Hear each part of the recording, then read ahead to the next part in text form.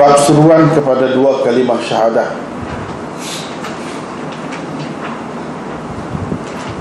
dan syariat agama Islam.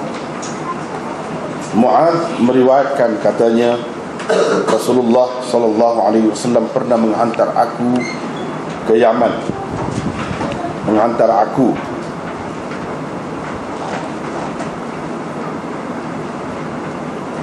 Beliau bersabda, sesungguhnya engkau akan pergi kepada satu golongan ahli kitab. Serulah mereka sehingga mereka mengakui bahawa tiada Tuhan melainkan Allah, dan bahawa aku adalah Rasulullah. Sekiranya mereka menurut suruhanmu itu, maka beritahulah kepada mereka bahawa Allah telah memfardukan kepada mereka sembahyang 5 waktu sehari semalam. Sekiranya mereka menurut itu, maka beritahulah kepada mereka bahawa Allah telah memfardukan kepada mereka zakat yang diambil daripada orang-orang kaya dan dikembalikan kepada orang-orang fakir di kalangan mereka.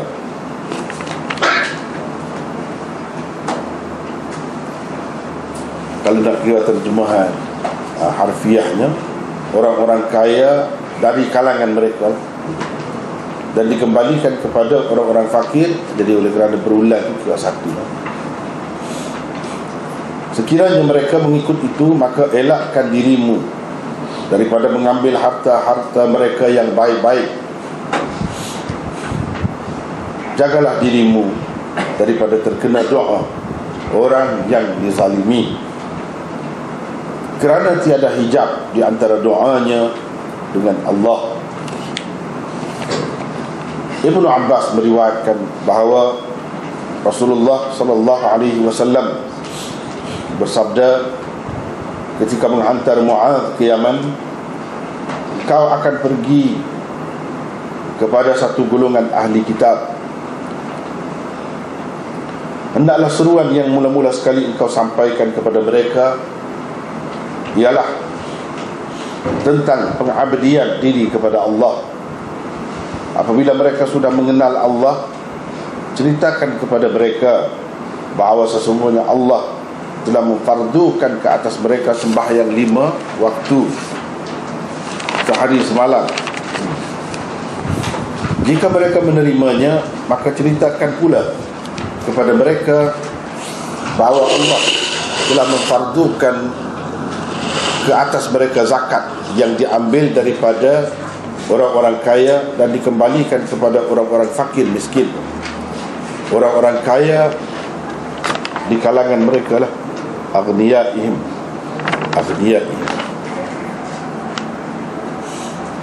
Jika mereka menerimanya, maka ambillah daripada mereka, maksudnya sebahagian daripada harta benda mereka, dan elakkan dirimu daripada mengambil harta-harta mereka yang baik-baik sahaja. Kemudian babul amri itu tengok dulu lah. Kalau kita sempat kita baca lagi terus. Nak tengok semula ya tajuk. Babul du'a ila syahadatain wa syara'i'il Islam. Ini bab seruan kepada dua kalimah syahadah dan syariat agama Islam.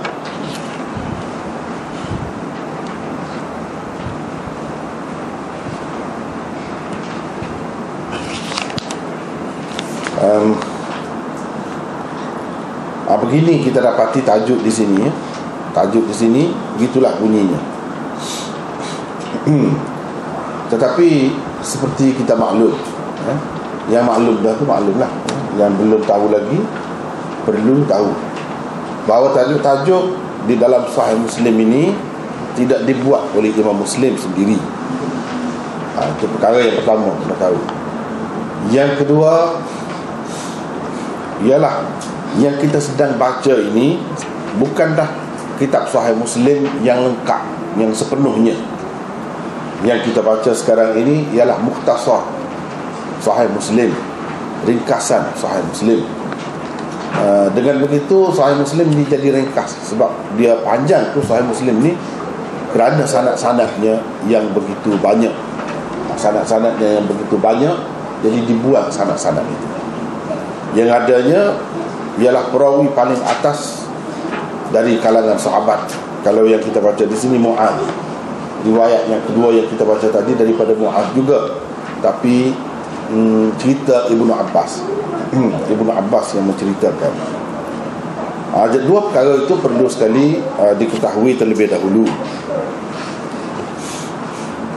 Sekarang ni yang kita tengok ni, tajuk yang ada ni adalah berdasarkan syarah Imam Nawawi. Syarah Imam Nawawi oleh kerana ia popular, diambil itulah tajuk-tajuk dia tu, walaupun dalam ringkasan pun dia ambil tajuk dia juga. Yang sebenarnya kalau kita perhatikan syarah Muslim ini banyak, di sini berbeza-beza tajuk dibuat oleh pensyarah Muslim masing-masing itu, tak sama. Jadi yang kita tengok ni, ini syarah Nawawi. Misalnya Sanusi, salah seorang pensyarah kepada Sahih Muslim juga, dia buat tajuk macam ni juga, tapi sedikit, sepatah saja yang berbeza. Syara'i'il Islam, Syara'i'il Iman, itu saja beza. Itu dalam syarah dia, tajuk ni dibuat begitu. Kalau Al-Ubbi, ini pun pensyarah kepada Sahih Muslim juga, dia buat tajuknya Bab Hadis Mu'adz. Ini bab hadis Mu'adz, gitu saja. Itu tajuknya, berbeza-beza. Kemudian Qurtubi, ini pun salah seorang pensyarah kepada Sahih Muslim juga. Dia buat tajuk begini: Babu awwali ma yajibu 'alal mukallafin. Babu awwali ma yajibu 'alal mukallafin. Perkara yang mula-mula sekali wajib ke atas mukallaf. Itu tajuk tu. Di sini tajuk ni lah, di tempat ni. Kemudian tajuk yang dibuat oleh Al-Ethiopi, ini syarah Muslim yang terkini, paling baru lah boleh katakan, yang sangat istimewa. Al-Ethiopi, dia buat tajuk begini: Babu bayani awwali ma yajibu 'alal mukallafin wa anna ad-da'wah ila al-Islam 'ala at-tadrij wa anna da'wat al-mazlum mustajabah. Panjang tajuk dia tu. Itu bab menyatakan perkara yang mula-mula sekali wajib ke atas para mukallaf, dan seruan kepada agama Islam itu adalah secara beransur-ansur, peringkat demi peringkat. Dan doa orang-orang yang dizalimi itu mustajab, diterima Allah. Ini semua ni tajuk yang dia buat tu merupakan kandungan hadis.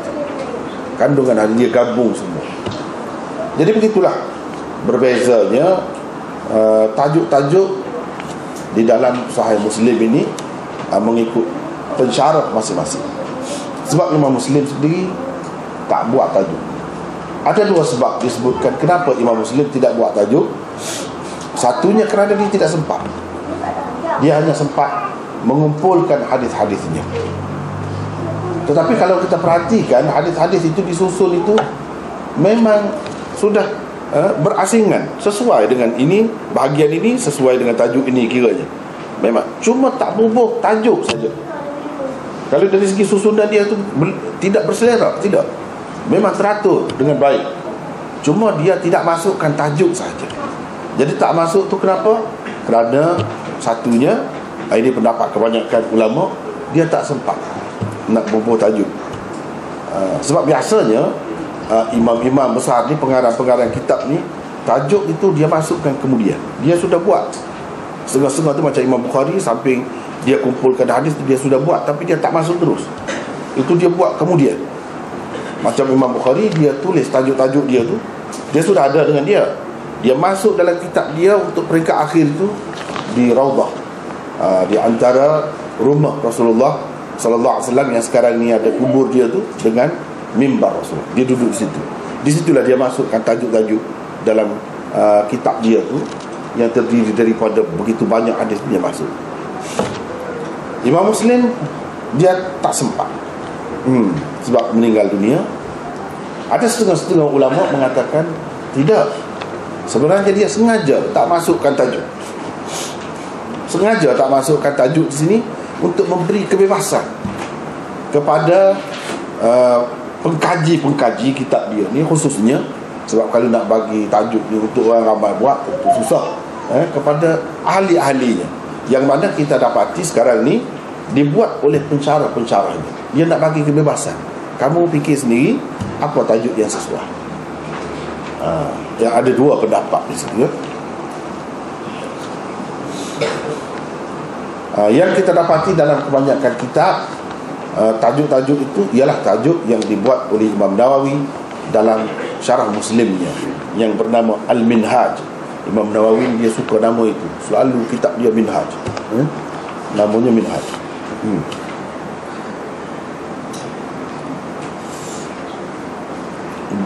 Bab seruan kepada dua kalimah syahadah dan syariat Islam atau agama Islam. Mu'adz meriwayatkan, katanya Rasulullah sallallahu alaihi wasallam pernah menghantar aku, maksudnya di sini ke Yaman. Berdasarkan riwayat yang lain banyak lagi memang disebutkan ke Yaman untuk berdakwah. Inilah bezanya kalau kita tengok dalam riwayat-riwayat ini kan, sebab dia ringkas. Kalau riwayat yang asal tu, kitab yang lengkap tu, yang akan ada dalam setengah-setengah saluran riwayat tu ada sebut. Macam di sini tak jelas, hantar aku ke mana, tak sebut. Akan ada, kalau kita perhatikan dalam setengah-setengah riwayat dia sebut ke Yaman. Kalau riwayat Ibnu Abbas ini memang ada sebut Yaman. Lamma ba'atha Mu'adzan ila al-Yaman. Itu jelas dalam teks hadis itu ada sebut. Jadi kita jangan terkejut ataupun terkeliru kalau misalnya macam penterjemah macam saya ataupun orang lain buat, misalnya dia buat dalam kurungan itu ke Yaman untuk berdakwah misalnya. Ini berdasarkan riwayat-riwayat mutaba'at yang dikemukakan oleh Imam Muslim. Kita hanya ambil yang pokok dia saja, yang asas dia saja. Adapun pecahan-pecahan riwayat, saluran-saluran yang banyak tu tidak dikemukakan. Melalui saluran-saluran yang berbeza-beza itulah ada sedikit sebanyak perbezaan lafaz, tokoh tambah di sana sini ada. Mu'adz bin Jabal adalah seorang sahabat yang alim, terkenal alim, terutamanya tentang halal dan haram ini. Dia sangat terkenal. Rasulullah SAW pernah menghantar dia ke Yaman. Ini bila berlaku? Pada tahun yang ke-9 Hijrah. Pada tahun yang ke-9 Hijrah. Mengikut ramai ulama, mereka mengatakan Rasulullah SAW wafat ketika Mu'adz ni berada di Yaman. Dia tidak sempat, dia tidak ada di Madinah pada ketika itu. Dia berada di Yaman, mana saat akhir sangatlah dalam kehidupan Rasulullah SAW tu. Sebab pada tahun yang ke-9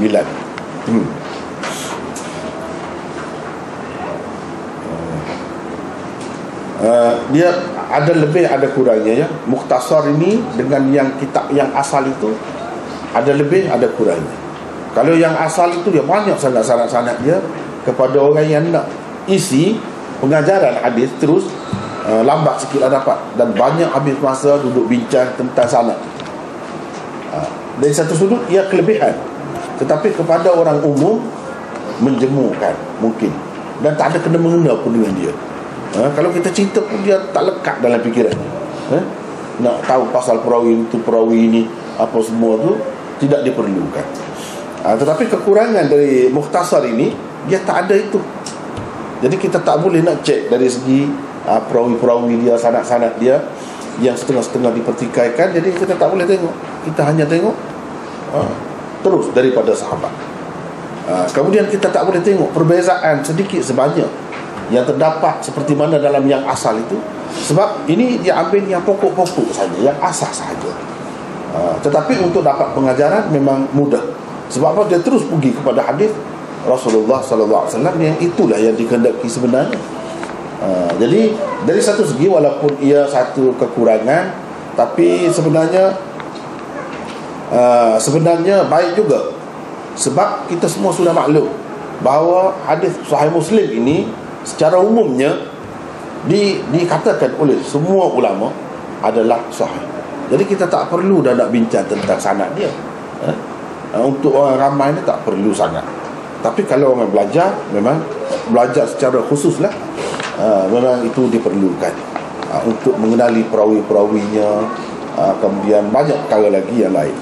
Perbezaan di antara sedikit sebanyak lafaz melalui riwayat-riwayat tadi itu perlu, ya.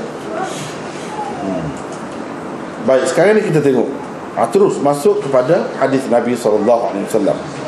Beliau SAW bersabda, sesungguhnya engkau akan pergi kepada satu golongan ahli kitab. Di Yaman pada ketika itu lebih ramai ahli kitab daripada orang-orang musyrikin. Orang-orang musyrikin, kafir musyrikin, lebih ramai ahli kitab lagi. Jadi bila sebut ahli kitab ini pada masa itu, di sekitar tanah Arab itu yang masyhurnya ialah dari kalangan orang-orang Yahudi dan Nasara. Ahli kitab dari kalangan Yahudi yang percaya kepada Taurat, dan ahli kitab dari kalangan Nasara yang percaya kepada Nabi Isa alaihissalam. Itulah begitu. Jadi Nabi SAW bagi panduan kepada dia. Sebelum pergi, kamu ni nak pergi bertemu dengan ahli kitab. Jadi ahli kitab ni susah juga, sebab dia ahli ilmu dari satu segi. Dan ahli ilmu ni kita nak menghadapi dia susah. Kalau dia tu berpegang dengan pegangan yang betul, yang asal, memang senang. Tapi oleh kerana yang dia pegang itu sudah berubah dan sudah terpeso jauh daripada ajaran yang sebenarnya, sedangkan mereka pula menganggap itu ialah ajaran yang sebenar, susah nak menghadapi mereka. Jadi apabila sahabat-sahabat bawa ajaran Islam ni, banyak perkara yang bertembung, sepatutnya tidak ada masalah, sebab mereka pun pengikut Nabi juga, dan Nabi-Nabi mereka semuanya mengajar agama tauhid dan bagi pesanan kepada mereka tentang akan datang seorang Nabi akhir zaman. Semua ada sebut. Tetapi ini semua sudah diselewengkan. Bila diselewengkan, susah. Dan mereka merasakan mereka lebih alim, lebih berpengalaman, lebih lama dengan ilmu. Sedangkan orang-orang Arab ni baru je kenal wahyu. Jadi dia satu macam pandangan dia tu terhadap orang-orang Islam, pasal mereka ni baru dengan wahyu. Di kalangan mereka pun tak ada Nabi. Selepas Nabi Ismail itu, lama selepas itu baru timbul Nabi kita Muhammad SAW. Sedangkan di kalangan mereka sentiasa ada Nabi, begitu ramai. Mereka ada kerajaan yang kokoh, yang besar, beberapa kali dalam sejarah di beberapa kawasan itu. Kemudian orang Arab selama ni pun rujuk kepada mereka juga. Bahkan ada yang menganut agama mereka. Jadi ini kita kata, kalau sekarang bangsa yang dijajah nak mendakwah bangsa yang menjajah, kan susah. Banyak perkara yang dia tengok, kelemahan, kekurangan kita. Bangsa yang dijajah tu sendiri pun sering kali dia berasa hina diri, dia berasa lemah, dia berasa dia kurang daripada yang menjajah. Itulah masalah orang Arabnya. Tapi apabila Islam ni kan, dia bagi keyakinan itu hukum. Mereka tidak ada rasa hina diri, mereka tidak berasa lemah, tidak kuat hujah. Itu lain. Jadi mereka boleh pergi, tetapi sikap orang-orang ahli kitab itu memang begitulah. Itu sebab antara perkara yang menjadi kesukaran juga dalam menyampaikan agama Islam kepada ahli kitab ini. Sebab itulah dalam banyak hadis disebutkan kelebihan besar, ahli kitab dapat pahala 2 kali ganda atau melebihi daripada orang-orang lain kalau mereka menerima Islam. Sebab apa? Sebab nak tukar agama tu satu perkara yang susah dah. Kalau agama biasa ni, agama-agama lain pun susah. Yang keduanya, dia tu berasa dia lebih. Macam mana dia nak tunduk kepada orang yang dianggap mereka selama ni sebagai kurang, sebagai bangsa yang terjajah, bangsa yang mengikut mereka, mengikut telunjuk mereka. Bagaimana? Itu susah. Sebab itu pahalanya besar. Serulah mereka sehingga mereka mengakui bahawa tiada Tuhan melainkan Allah dan bahawa aku adalah Rasulullah. Ini perkara pertama yang nak dibawa, iaitu seru mereka kepada syahadat alla ilaha illallah, bahawa tiada Tuhan melainkan Allah, wa anni Rasulullah, dan sesungguhnya aku adalah Rasulullah. Ini kena bawa.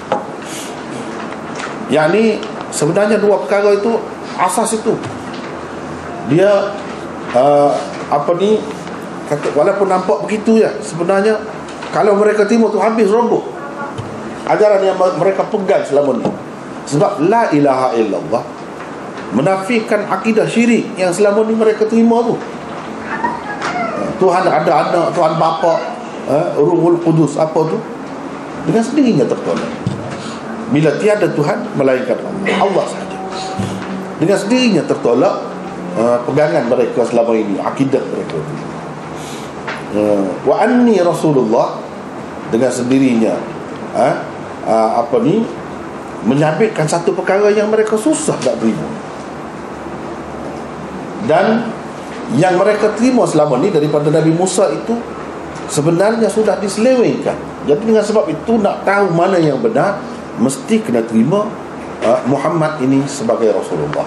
Kalau tidak, mereka tak akan dapat tahu di mana berlaku penyelewengan dalam agama yang selama ini mereka pegang, mereka anuti. Tak akan dapat tahu. Itu sebab dia kena anni Rasulullah. Anni Rasulullah memperbaiki peranan Rasul yang sudah diselewengkan oleh mereka. Muhammadur Rasulullah memperbaiki kepercayaan mereka bahawa Isa itu anak Allah, bahawa Uzair anak Allah kalau kepada Yahudi. Dan kalau kepada agama-agama yang lain, boleh dikatakan semua begitu dalam dunia ni sebenarnya. Walaupun kita perhatikan dalam hadis-hadis ini, kebanyakannya mereka berhadapan dengan ahli kitab Yahudi dan Nasara. Tapi sebenarnya kalau kita perhatikan agama-agama dalam dunia ni, mereka rosak dalam masalah Rasul itu, kerasulan itu. Di mana kalau Hindu misalnya, kita kata Krishna, Rama, Sri Rama, itu asalnya manusia, tapi kemudian jadi Tuhan. Jadi Tuhan. Itu rosaknya. Dia tak nampak lagi itu sebagai Rasul, sebagai utusan Allah, sebagai Nabi. Tak nampak. Begitu juga kalau kita tengok dalam agama Buddha misalnya. Buddha manusia, semua tahu sejarahnya, tetapi akhirnya dipercayai sebagai Tuhan. Sudah rosak. Akidah kerasulan itu macam tidak ada. Rasul itu jadi Tuhan. Bahkan kalau kita tengok agama yang baru pun, yang lahir selepas Islam, macam Sikh pun rosak. Tak boleh bertahan tauhid dia, tak boleh bertahan. Sehingga sekarang ni di dalam dipanggil gurudwaranya, rumah-rumah ibadatnya itu, Guru Nanak menjadi macam berhala. Kubur dia ada tu, kubur tu dikibas-kibas kubur tu sebagai menghormati. Dan sujud, orang pergi sujud pun dia tak bisa. Maknanya tidak boleh bertahan. Semua agama dalam dunia ni, walaupun yang terbaru, lahirnya, wujudnya selepas Muhammad pun rosak akidah. Jadi Tuhan dengan manusia sudah jadi satu, sudah bersatu. Manusia sudah jadi Tuhan. Yang terus kekal, Rasul itu tetap Rasul, dan sebagai manusia ialah agama Islam. Itu saja dia boleh bertahan. Sebab apa? Salah satu akidah dia inilah yang utamanya. Sebab itu dalam ajaran kita kan, bila nak mati, talqin itu diajarkan orang nak mati itu, la ilaha illallah sahaja. La ilaha illallah saja, tidak ada Muhammad Rasulullah. Sebab apa? Sebab dalam hadis disebut man kana akhiru kalamihi la ilaha illallah dakhala al-jannah. So, siapa yang ucapan terakhirnya ialah la ilaha illallah, pasti dia masuk syurga. Maknanya ini orang yang betul-betul tauhid. Jaminan tauhid hanya ada dalam agama Islam. Tengok, kalau dalam dekat nak mati itu ditalkinkan, diajarkan orang yang nak mati itu Allah saja, supaya kita lupa kepada yang lain. Muhammad itu bagaimana hebat pun dia bukan Tuhan, dia bukan Allah. Betul kita terima ajaran agama syariat Islam ini daripada dia, tapi ada ketika-ketikanya ditonjolkan tauhid melebihi yang lain-lain, supaya kita tidak berasa dia ni macam orang lain rasa, macam agama lain. Jadi dia tu bersatu dengan Tuhan. Sebab itu kalau dalam kalimah syahadah kita, yang biasanya kalau orang Syafi'i dia terima syahadah, asyhadu an la ilaha illallah wa asyhadu anna Muhammadar Rasulullah kan. Tapi kalau dia tasyahud itu diajarkan oleh Rasulullah sallallahu alaihi wasallam, ada beberapa versinya sebenarnya. Wa asyhadu anna Muhammadan abduhu wa rasuluh. Itu dalam tasyahud Ibnu Mas'ud misalnya, abduhu, hambanya, dan rasulnya. Kalau tidak ada hambanya, rasulnya itu pun manusia juga, jelas. Sebab itu disebut-sebut ini selalu dua perkara ni. Kemudian dijaga, Nabi SAW jaga, jangan jadikan kubur dia tu masjid. Ini semua supaya umat dia tu tidak jadi syirik, tidak jadi syirik. Dan saya rasa lah, bagi saya lah, pendapat saya lah, kenapa kubur Nabi SAW itu ditakdirkan dalam masjid, dalam masjidnya, walaupun asalnya bukan masjid, tetapi untuk diperluaskan masjid tu nak kena masukkan juga rumah dia. Ini sebenarnya satu bukti daripada pihak agama Islam kepada bukan Islam yang lain dalam dunia. Cuba tengok, seseorangnya kita mencabar, challenge daripada kita umat Islam. Tengok, walaupun kubur Nabi itu dalam masjid, siapa yang menghadap kubur? Siapa ketika bersemayam? Tak ada. Ini menunjukkan begitu terpelihara agama Islam itu, tauhid itu. Dan ini hanya dijaga, diselamatkan oleh umat Islam. Umat lain tak ada. Walaupun kubur itu dalam masjid, tak sembah.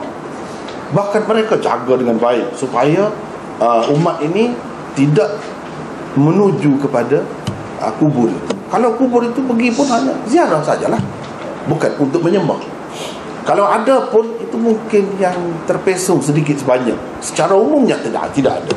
Dan ini adalah satu bukti bahawa agama Islam itu dapat menjaga tauhid dengan sebaik-baiknya. Kerana majoriti umat Islam di mana-mana pun kalau pergi, kita tidak menghadap kepada kubur, tak menghadap ke situ, menghadap kepada kiblat. Itulah antara hikmahnya, agaknya. Wallahu a'lam. Sekiranya mereka menurut seruanmu itu, maka beritahulah kepada mereka bahawa Allah telah memfardukan kepada mereka, ya di situ ada nota ya, Muhammad itu Rasulullah, aku adalah Rasulullah. Ada nota 77. Pendapat kebanyakan ulama termasuk Imam Nawawi mengatakan orang kafir juga ditaklifkan dengan furu' syariat. Sesetengah ulama pula berpendapat mereka tidak ditaklifkan dengan furu' syariat. Sesetengah yang lain pula mengatakan mereka hanya ditaklifkan dengan perkara yang dilarang, manhiyat sahaja, bukan yang disuruh. Jadi hadis ini dijadikan dalil oleh setengah-setengah kalangan yang mengatakan orang-orang kafir itu tidak ditaklifkan, tidak dikhitabkan dengan furu' syariat. Furu' syariat ini sembahyang, puasa dan sebagainya, mereka tu tak ada. Sebab apa? Selagi tak terima la ilaha illallah Muhammadur Rasulullah, yakni tak menerima Islam, tak ada guna semua. Untuk apa? Sebab syarat semuanya syarat Islam tu. Nak sembahyang syarat Islam, nak puasa syarat Islam, dan lain-lain semua maklum. Kalau kita baca dalam kitab fiqh mana pun syaratnya Islam, ini syaratnya Islam. Jadi nak kita terikat dengan benda-benda tu, dia mesti kena Islam dahulu. Orang kafir bila dia tak terima itu, tak ada lah semua tu, kata dia. Tak ada kena-mengena lah dengan mereka. Sebab kalau mereka buat pun tak jadi, tak sah. Tak ada kena-mengena dengan mereka. Mereka hanya ditaklifkan menganut agama Islam, mengucap 2 kalimah syahadah saja. Itu terlebih dahulu. Selepas itu barulah datang yang lain-lain seperti orang Islam yang lain. Tapi kalau dia tak terima yang itu, tak ada. Itu mengikut setengah ulama. Sebab Nabi SAW suruh Mu'adh, ajarkan mereka begitu dulu. Sekiranya mereka menurut seruanmu itu, sekiranya mereka menurut seruanmu itu, yakni setelah dia terima, barulah ajar ini. Sebab kalau sebelum itu ajar pun sia-sia, tak ada guna. Inilah dalil kepada setengah-setengah ulama yang mengatakan orang-orang kafir itu tidak dikhitab dengan furu' syariat, tidak ditujukan kepada mereka furu' syariat. Tetapi ramai ulama yang lain mengatakan tidak, mereka juga kena juga furu' syariat. Walaupun mereka kena masuk Islam dahulu, tetapi mereka sebelum masuk Islam tu kena juga ni. Maknanya mereka akan ditanya, kenapa tidak sembahyang? Akan ditanya, kenapa tidak puasa? Akan ditanya dan akan dihukum, diseksa kerana tidak melakukan semua itu. Walaupun nak melakukannya terhenti di atas beriman kepada Allah dan Rasulnya terlebih dahulu. Tidak kata tanya, adakah kamu, kenapa kamu tak masuk Islam? Bukan itu saja, tidak. Bahkan mereka akan ditanya juga tentang puasa, sembahyang dan lain-lain. Inilah kata setengah-setengah ulama, mereka juga terikat seperti orang Islam. Tidak kata terikat dengan usul sahaja, terikat dengan usul ataupun akidah sahaja, ya. Tapi bagi ulama yang mengatakan mereka tidak terikat, tidak dikhitabkan, tidak ditujukan furu' syariat, mereka juga tetap mengatakan orang kafir ini akan diseksa lebih teruk lagi daripada orang Islam. Bukan bermakna bila itu saja soalan yang dikemukakan kepada mereka, maka mereka lebih ringan dari segi seksaannya. Tidak. Sebab dengan sebab tak terima Islam itulah mereka tak buat yang lain-lain semua. Walaupun satu, tapi lebih berat. Adapun orang Islam ni, yang itu boleh dikatakan selesai dah. Yang lain-lain itu yang ditanya ni, yang pokok itu selesai. Bukan bermakna orang yang menerima kata tidak, mereka itu ditujukan dengan furu' syariat, maka mereka itu berarti lebih ringan siksaannya. Tidak bermakna begitu, ya. Ini perbezaan di antara ulama usul lah. Kalau kita baca di dalam kitab-kitab, dia ada perbezaan yang seumpama ini, ada kata begini, ada kata begini. Itu memang khilaf daripada dahulu lagi. Sekiranya mereka menurut suruhanmu itu, maka beritahulah kepada mereka bahawa Allah telah memfardukan kepada mereka sembahyang 5 waktu sehari semalam. Lepas tu baru ini. Sebab itu dari segi tertib pun memang begitu. Selepas 2 kalimah syahadat, sembahyang. Dan sembahyang yang difardukan ialah 5 pada 5 waktu yang berbeza-beza, kecuali dalam keadaan tertentulah seperti musafir. Tetapi asalnya dia ada waktu yang tersendiri. Inna salata kanat 'alal mu'minin kitaban mawquta. Dia terikat dengan waktu. Jadi kalau kita tengok hadis ini dengan Quran, maka kita dapati ada persamaan. Allah memfardukan sembahyang 5 waktu sehari semalam. Itu Allah fardukan. Dalam Quran, inna salata kanat 'alal mu'minin kitaban mawquta. Salah satu tanda yang menjadi panduan kepada ulama dalam menilai sesuatu hadis itu sebagai sahih atau tidak ialah dengan melihat adakah ayat Quran yang sama dengannya. Walaupun lafaznya tak sama, tapi mafhumnya sama. Kalau sama, itu tanda besar bahawa hadis itu adalah hadis sahih. Kalau hadis tidak sahih ni, payah kita nak cari, pening kepala nak cari. Tak ada dalam Quran. Di mana-mana pun tak ada nampak isyarat tu, tak nampak. Tapi kalau hadis sahih, beginilah sifat. Misalnya yang saya sebut tadi, ada Quran. Boleh kita sebut begitu. Dan di situ pun inna salata kanat 'alal mu'minin, itu menjadi itu menjadi fardu. Kitaban, itu menguatkan lagi. Fardu itu ditaukidkan lagi, dikuatkan lagi. Mauquta, itu terikat dengan waktu. Yang ni waktu tu berapa yang terikat dengan waktu? 5 waktu sehari semalam.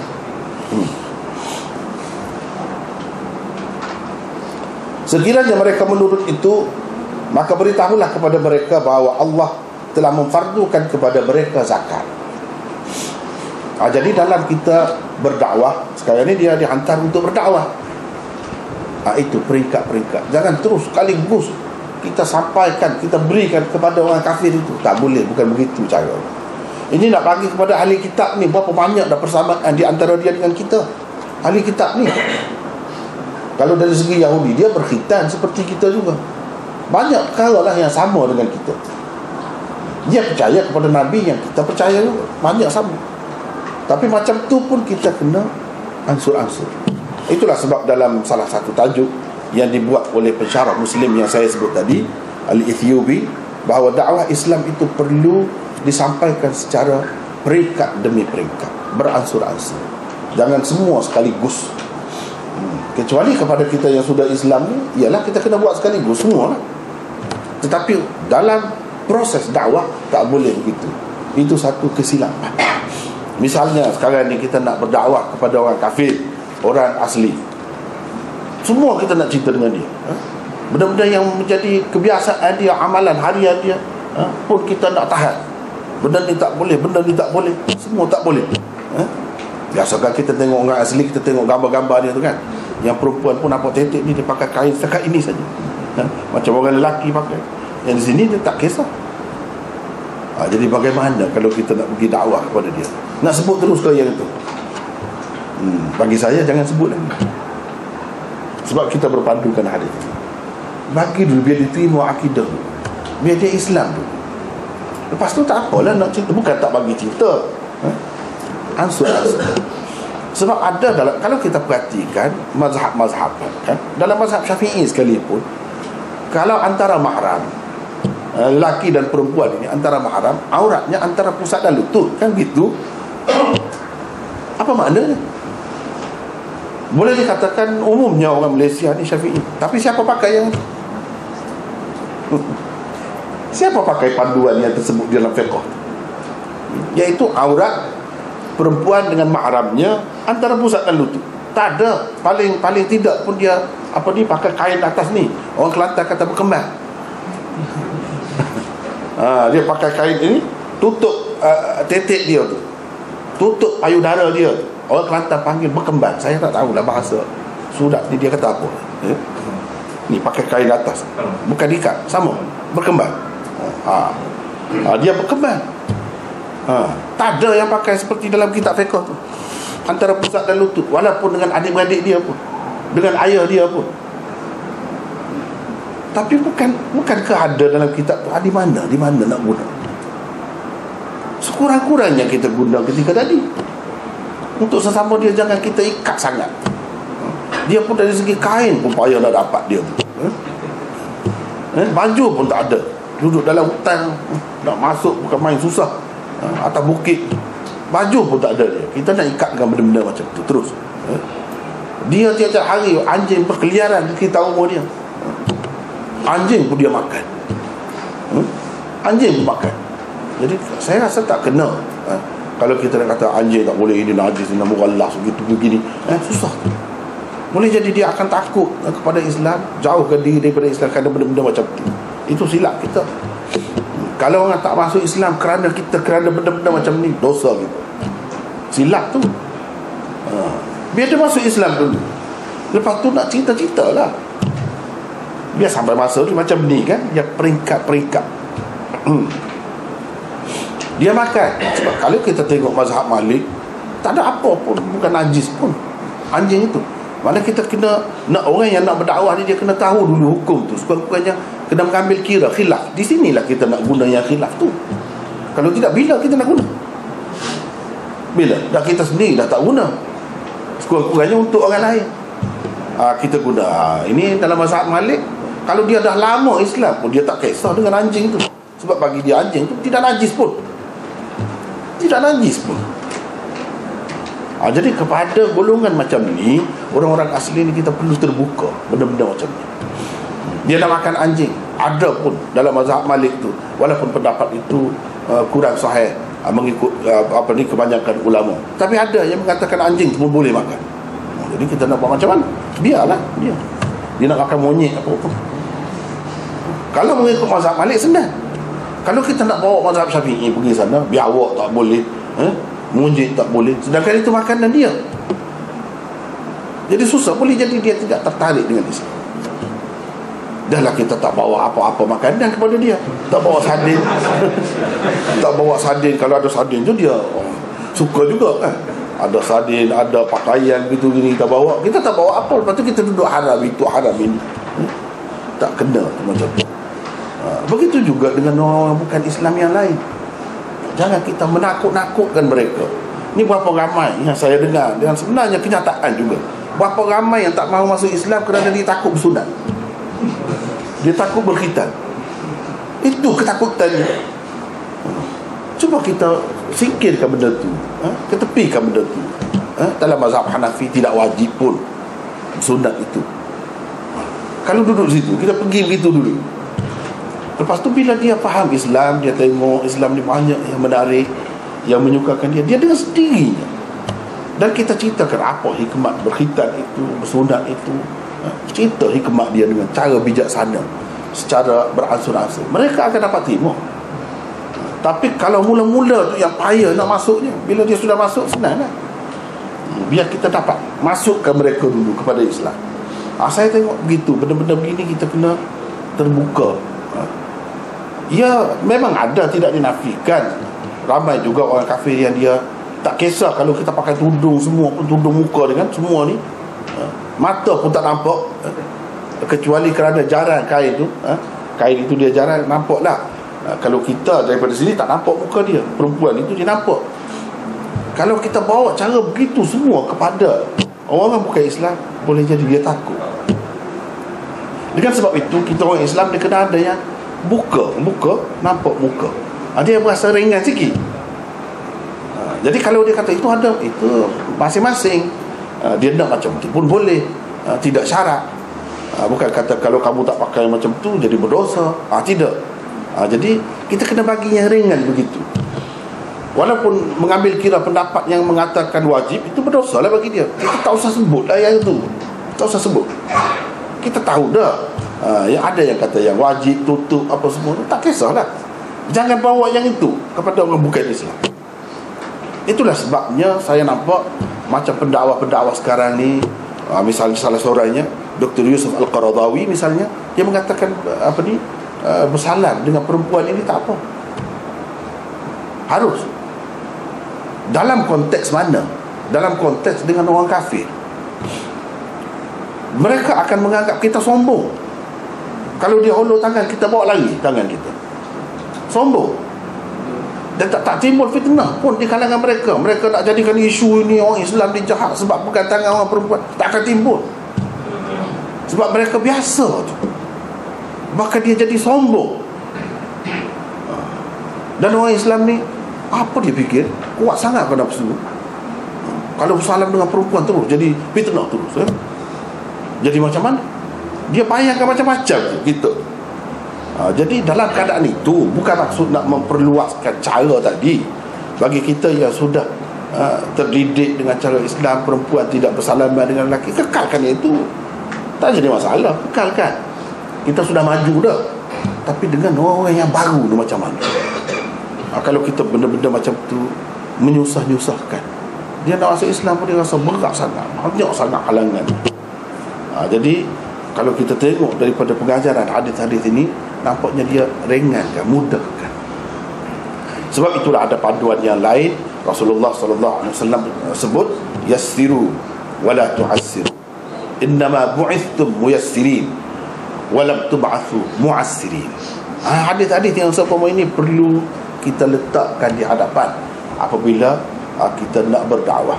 Dan setiap orang Islam ni, walaupun dia tidak berdakwah, sepatutnya, walaupun dia tidak bercakap, semua perbuatan dia sepatutnya ada unsur dakwah. Kalau kita ada niat itu, saya buat begini supaya orang kafir tertarik, dapat pahala. Saya buat begini supaya orang tidak takut kepada Islam, dapat pahala. Ni kalau kita bawa macam cara zaman dulu lah, saya rasa kalau nak beragama ni kena botak kepala, kena cukur kepala. Tak suka, budak-budak muda tak suka macam tu. Kalau sekarang ni dah jadi fashion botak kepala, itu lain. Tapi kalau kerana beragama, betul ke begitu? Agama ni nak kita ni jadi orang lebih di sisi Allah dengan sebab botak kepala ke? Tidak kan? Jadi kenapa kita buat begitu? Dan ini meliarkan budak-budak, dia tak mahu. Kalau dulu-dulu kan, nak pergi ke pondok tu bukan main, susah. Sebab apa? Salah satunya alasan yang dia sebut, saya tak mahu kepala dibotak. Itu. Jadi betapa kerugiannya. Padahalnya nak belajar, nak masuk ilmu ni bukan dengan sebab ada rambut ke tidak ada rambut. Tak ada kena-mengena tu. Tak ada kena-mengena. Jadi menyebabkan orang takut. Sepatutnya kita Islam ni dalam apa sekalipun, biar orang tertarik dengan kita. Itu sepatutnya. Permudahkan, jangan kamu payahkan. Kamu diutuskan sebagai memudahkan. Orang-orang yang memudahkan. Kamu tidak diutuskan untuk menyusahkan orang. Banyaklah hadis-hadis yang sebut ini, ayat Quran pun banyak. Sehingga ini menjadi salah satu daripada prinsip ataupun usul akidah Islam, ajaran Islam, iaitu mudah. Agama Islam itu mudah, tidak ada payah, tidak ada menyusahkan. Kalau menyusahkan, dia mesti ada jalan keluar. Mesti ada jalan keluar. Itulah kaedah yang kita belajar, raf'ul haraj. Misalnya raf'ul haraj, ataupun al-amru idza dhaqa ittasa'a. Misalnya, ini semua ni termasuk dalam nak mudah lah. Kalau sudah jadi payah sempit jadi luas. Itu sifat agama Islam. Itulah sebenarnya yang menarik. Kalau kita perkenalkan Islam yang macam ni, orang mudah nak tertarik.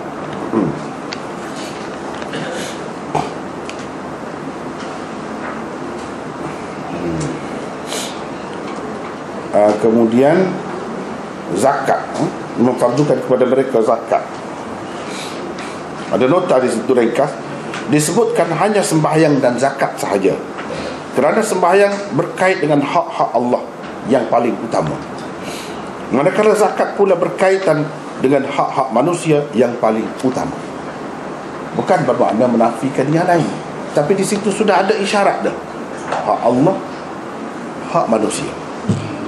Inilah cara hidup ataupun perjuangan orang-orang Islam, agama Islam. Dia jaga hubungan kita dengan Allah, dia jaga hubungan kita dengan manusia. Melalui sembahyang, kita dapat menjaga hubungan kita dengan Allah. Melalui zakat, kita dapat menjaga hubungan kita dengan manusia. Dan itu juga dikaitkan dengan agama, dengan akidah, dengan rukun Islam. Sampai begitu sekali pentingnya kita menjaga hak manusia. Ini tidak menafikan perkara-perkara yang lain yang ada kaitan dengan hak-hak manusia. Cuma ini sebagai isyarat. Kalau kita perhatikan dalam hadis, banyak dia macam tu. Dia tak sebut semua, sebab kalau nak sebut semua banyak sangat. Jadi yang sebut yang asas-asas saja.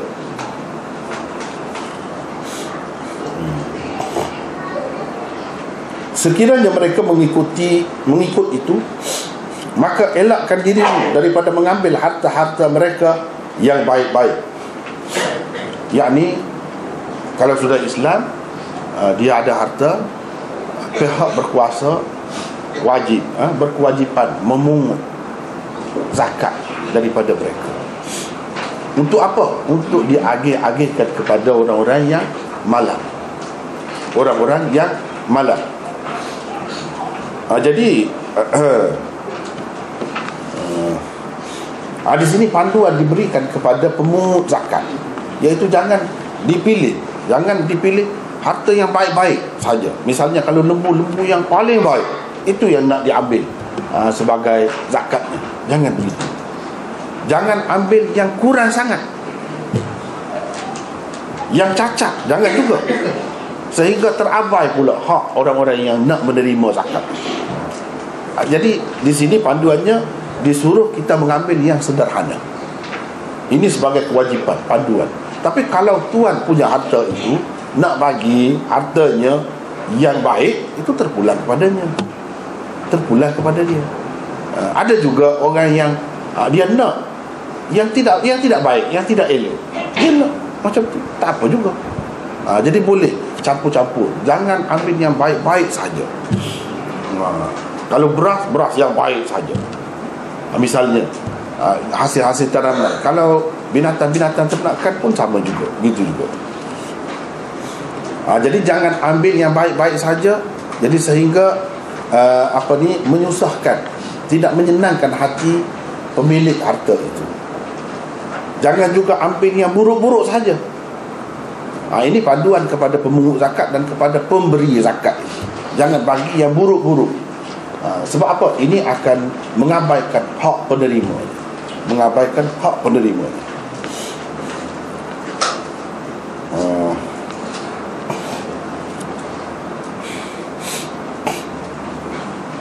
Itu ada nota di bawah tu. Jagalah dirimu daripada terkena doa orang yang dizalimi, kerana tiada hijab di antara doanya dengan Allah. Jadi bila kita nak melaksanakan agama Islam, misalnya nak pungut zakat di sini, jangan sampai kita menzalimi orang. Jangan sampai begitu, menzalimi mana-mana pihak. Sebab apa? Sebab doa orang-orang yang dizalimi itu diterima Allah, mustajab. Jadi kalau dia doa tu, dia minta Allah balas terhadap kita, kena kita. Jadi dalam hadis-hadis disebut, bukan orang Islam saja ni, orang kafir pun kita tak boleh buat nyaya. Kita tidak boleh berlaku zalim terhadap orang kafir sekalipun. Dan orang kafir pun doa dia tu dimakbulkan Tuhan jika dia dizalimi. Sebab itu dalam banyak kitab mana pun kita buka, tengok dia kata walaupun yang dizalimi itu orang kafir, dan orang kafir Allah SWT dengar juga doa dia, bukan tak dengar langsung. Terutamanya yang dizalimi. Jadi ini menunjukkan Allah SWT tak suka kepada orang yang zalim. Terutamanya orang Islam yang sepatutnya tidak ada sifat itu, lagilah dia tidak suka. Sebab sudah bagi panduannya, jangan berlaku zalim. Tiba-tiba kita buat zalim juga.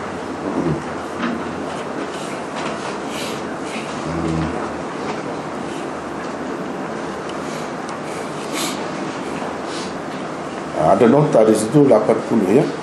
Antara kesimpulan yang dapat dipetik daripada hadis ini ialah, satu, seseorang pemimpin boleh menghantar wakil atau pengganti untuk menyampaikan amanatnya. Dia boleh hantar, bukan kena pergi sendiri. Tak perlu pergi sendiri. Kalau nak pergi sendiri, Rasulullah SAW banyak kenal lah kerjanya, penatnya. Jadi dia hantar wakil, sudah memadai, sudah lepas tanggungjawab dia sebagai Rasulullah, iaitu balligh ma unzila ilaika min rabbik. Kamu sampaikan apa yang diturunkan dari Tuhanmu, itu sudah terlaksana bila dia hantar wakil dia begini. Begitu juga, ini bukan seorang nabi, seorang pemimpin pun dia kena begitu. Dia kena begitu. Misalnya kita kata sekarang lah Perdana Menteri, dia tak boleh pergi semua tempat, penat, dia banyak kerja. Dia kena ada wakil-wakil yang menyampaikan apa yang hendak disampaikan, berupa bantuan ke, berupa panduan ke, berupa apa saja, dia kena bagi. Yang kedua, bertoleransi dalam menyampaikan dakwah. Ini patut benar dijaga, toleransi ni. Jangan kita sempit, jangan kita menakut-nakutkan orang, jangan. Sekali-kali jangan begitu. Ini kita kadang-kadang yang Islam ni pun, yang Islam dah ni pun jadi makin jauh daripada Islam. Sepatutnya dia Islam semakin suka lah kepada Islam. Yang tidak Islam tu pun tertarik. Ni kadang-kadang kita ni itulah malangnya, sama-sama kita berkelahi kan? Jadi ramai dia jadi pecah. Tidak ikut cara Al-Quran dan Sunnah. Nak ikut cara Al-Quran dan Sunnah, tak suka.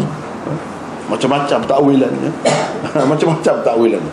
Ini pun merugikan sebenarnya, merugikan. Sepatutnya kita semakin ramai. Ini kita kadang-kadang cara tidak bijaksana lah, kita menyesatkan itu, mengkafirkan itu. Jadi orang Islam yang ramai itu jadi semakin kecil, berkelahi sama-sama sendiri. Itu merugikan sebenarnya. Kita kena bertoleransi, kena bertoleransi lah dalam perkara ini. Yang ketiga, doa orang yang dizalimi makbul di sisi Allah. Tak kira sama ada dia orang Islam atau orang kafir. Jadi jangan kita ingat orang kafir boleh kita buat sesuka hati kita. Tak boleh begitu. Sebab kena takut kepada hukuman Allah, azab Allah terhadap kita. Hukuman Allah ni kadang-kadang kita tak nampak hukuman dia. Dia tak bagi kita sakit, dia tak bagi kita apa-apa, tidak. Tapi dia bagi dalam bentuk anak cucu kita jadi keras kepala, payah nak terima kebenaran. Itu akibat juga tu. Jangan kita fikir akibat ni jadi jatuh sakit ke, bukan begitu. Macam-macam cara Allah SWT boleh hukum kita dalam dunia. Boleh hukum kita. Kita tak nampak kalau kebaikan, jadi malas, jadi mengantuk, jadi tidak bersedia, nak lari saja. Tapi kalau ke arah maksiat itu segar, mata kita jadi cerah, mata kita, dan bersemangat sangat. Itu ia juga tu. Walaupun zahirnya nampak tak ada apa-apa, yang sebenarnya itu masalah tu. Tapi kita tak sedar kenapa kita jadi begini. Kadang-kadang kita bersumpah dahulu, kita tak payah kafarah sumpah tu. Bila kita melanggarnya, kita lupa. Itu semua mengakibatkan kemurkaan Tuhan. Jangan main-main. Bukan doa saja, doa ni pun satu hal juga. Kadang-kadang berkait dengan diri kita sendiri tu. Kita tak ingat yang kita berjanji dengan Allah. Kita bernazar, kita tak bayar. Tak boleh. Dia ada akibat dia tu, akibat buruk. Yang keempat, larangan daripada menganiayai mana-mana pihak, tak kira siapa pun. Yang kelima, pengagihan hasil negara secara adil dan sama di kalangan rakyat. Ini antara pengajaran yang kita dapat daripada hadis ini. Diambil daripada orang kaya dan dibahagi-bahagikan di kalangan orang miskin. Ini untuk melaksanakan keadilan, supaya yang kaya tu tidak terus kaya, yang miskin itu semakin miskin. Tidak, dia jadi seimbang. Kaila yakuna dulatan bainal aghniya'i minkum. Dalam Quran disebut supaya harta itu tidak hanya berlegar di kalangan orang-orang kaya di kalangan kamu sahaja. Itu tidak dikehendaki. Kalau macam tu dia jadi bahaya. Jadi bahaya. Itulah sebab difardukan zakat. Yang kaya, bila dia kaya, dia bagi kepada orang-orang miskin. Orang-orang miskin itu pun dia jadi bersimpati, sayang kepada orang-orang kaya. Dia tidak jadi timbul dengki, timbul dengki nak balas dendam. Tak ada. Sebab dia tahu, kita ni tengok pada musim-musim, terutamanya musim-musim nak raya, kalau kita ni tidak diberi duit, tak boleh nak pakai pakaian baru pun tak boleh. Alhamdulillah ada orang-orang kaya di kawasan kita, terutamanya, sebab mengikut setengah-setengah ulama, diambil daripada orang kaya di situ, dibagi kepada orang-orang miskin di situ juga. Jadi mereka lebih terasa. Orang-orang yang di sekeliling mereka ni sangat bersimpati, sangat-sangat mengambil berat tentang mereka. Jadi dia tak akan timbul nak mencuri, nak merompak misalnya, kita kata. Ini salah satu cara Islam nak menghalang lahirnya orang-orang jahat, penyangak-penyangak. Dengan cara dia buat gini, dia jadi timbul kasih sayang di antara sesama Islam itu. Tapi kalau tak bagi misalnya, dia tengok orang tu semua boleh, apa yang dia nak, dia yang asas pun tak dapat, dia marilah macam-macam perasaan itu. Dengan sebab itulah diperintahkan supaya dibagi di antara orang-orang miskin di kalangan mereka.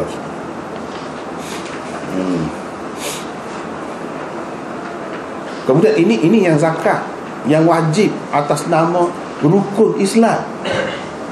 Menjadi kesalahan kita ni bukan hubungan tolong begitu saja, tidak. ini berdosa kita kalau tak buat begini. Tapi ada lagi panduan di dalam hadis-hadis yang lain, iaitu Nabi SAW ada sebut, inna fil mali lahaqqan siwa zakat. Inna fil mali lahaqqan siwa zakat. Sesungguhnya pada harta kamu itu ada lagi hak orang-orang lain selain daripada zakat.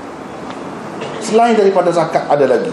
Dengan sebab itulah ulama-ulama Islam menerima konsep cukai misalnya, kalau ada sejauh yang diperlukan, jika perlu boleh diambil. Sebab ada lagi hak orang-orang yang memerlukan dalam masyarakat ini pada harta orang-orang kaya selain dari zakat. Daripada situlah boleh kita katakan cukai dan lain-lain lagi boleh diambil. Bukan zakat saja, tapi ini sebenarnya dia berkait dengan masyarakat. Tapi kalau zakat, dia hanya untuk orang Islam saja, kebaikan dia. Dengan sendirinya kalau orang kafir tengok orang Islam dia bagus, tengok dia ada zakat, dia ada zakat, jadi mereka pun tertarik dengan Islam dengan cara begini. Kalau kita kata, kenapa zakat ni tak boleh kepada orang kafir? Kalau Islam ni untuk manusia, sepatutnya untuk semua lah. Tidak begitu, tak boleh fikir begitu. Kita hidup dalam dunia ni kan ada keluarga, ada rumah tangga. Kita tak boleh kata, kenapa kita makan ayam di rumah kita ni, ayam percik dan sebagainya, kenapa kita tak bagi kepada seluruh dunia? Oh, teruklah macam tu, nak bagi kepada semua manusia di atas muka bumi ni. Kita pun terbatas kemampuan itu. Ada adik-beradik, hubungan adik-beradik berbeza daripada orang lain, walaupun dia pun Islam juga, tapi ni adik-beradik lain. Jadi begitulah seagama, apa salahnya? Itu adalah tuntutan fitrah. Manusia berkeluarga, beragama, bangsa, semua itu diterima dalam Islam dan ada keistimewaannya sendiri. Ini bukan masalah bangsa, yang kamu bangsa lain tak boleh masuk Islam. Ini agama, siapa saja boleh masuk. Bila masuk, jadi saudara, sama, kamu pun dapat zakat. Ini satu tarikan sebenarnya. Tapi bukan bermakna Islam ni mengabaikan hak orang-orang bukan Islam. Yang tadi dia kata inna fil mali lahaqqan siwa zakat, pada harta kamu itu ada hak orang lain pada selain zakat. Selain zakat itu bolehlah untuk orang bukan Islam pun boleh, dalam bentuk cukai ataupun yang lain-lain lagi. Cukai dalam Islam dia banyak, cukai tanah, kharaj, usyur, cukai kastam dan sebagainya, boleh diambil semua tu jika perlu. Cuma jangan melampau dalam cukai-cukai ni. Dia jadi orang tak suka juga, rakyat tak suka juga kalau lebih-lebih. Sebab itulah dalam panduan ini, jangan ambil sampai menyusahkan tuan punya harta tu, jangan sampai begitu. Jadi dalam kadar batas yang sederhana, semua orang boleh terima. Sebab orang semua tahu itu dalam batas yang wajar, yang munasabah, semua orang tahu. Kita nak jambatan, kita nak jalan yang selesa, kita nak itu ini, banyak keperluan. Jadi ini perlu kepada duit, semua orang boleh terima. Jadi untuk orang kafir boleh diambil di situ, tapi daripada zakat itu tidak boleh. Itu keistimewaan Islam. Kalau mereka nak dapat keistimewaan itu, tak ada halangan. Kerana bangsa ke, kerana negeri ke, di mana-mana tak ada halangan. Masuk Islam saja, selesai.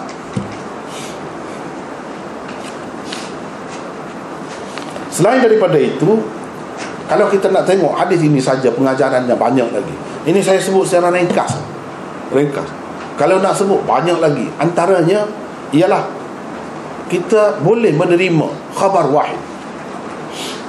Khabar wahid, tidak kata nak menerima ajaran agama ni kena ramai cerita kepada kita barulah kita kena ikut, terikat dengannya. Tidak begitu. Seorang pun pergi cerita kepada kita sudah memadai. Macam di sini Rasulullah SAW hantar Muaz. Muaz kan seorang. Jadi kalau dia pergi cerita kepada orang ramai ni, kamu kena begini, masuk Islam, mengucap 2 kalimah syahadah, kena sembahyang, kena puasa. Jadi adakah orang boleh beralasan kata kita tak mahu terima lagi sebab dia seorang saja? Dan kalau Nabi SAW sendiri benarkan begitu, maknanya boleh lah.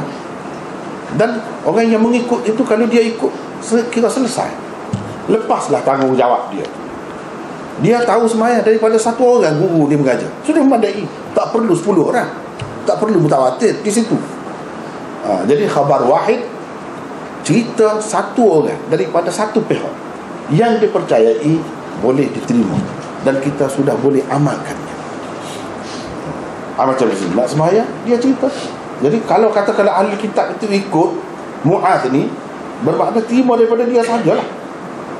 Kalau tak memadai, tentu Rasulullah SAW tak hantar dia seorang. Mesti Rasulullah SAW hantar satu kumpulan. Ini tidak.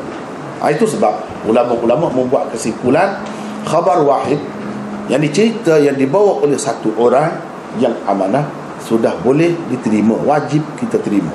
Dan kalau berkait dengan amalan, kita wajib mengikutnya.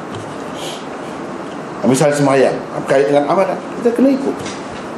Tidak syarat kena ramai, tidak syarat kena ramai.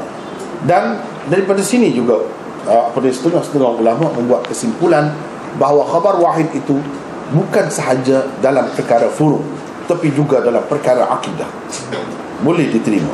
Misalnya di sini syahadat alla ilaha illallah itu tidak akidah. Tapi satu orang saja yang pergi bawa cerita tu, sudah boleh diterima dan dia kena terima. Daripada sinilah dalil, salah satu dalilnya. Tapi setengah-setengah ulama dia tak mahu terima khabar wahid untuk usul akidah. Furu' akidah boleh, tapi ini usul kan, rukun Islam. Boleh juga diterima untuk usul sekiranya khabar wahid itu mahfuz bil qara'in. Itu dalam kitab-kitab disebut mahfuz bil qara'in. Maknanya khabar wahid itu disokong oleh banyak lagi bukti-bukti yang lain. Kita tengok berapa banyak dalam hadis, bukan daripada Mu'adh sahaja, yang kalau nak ajak orang kepada Islam, mereka nak masuk Islam, apa mereka kena ucapkan? Syahadah lah, 2 kalimah syahadah lah. Itu banyak.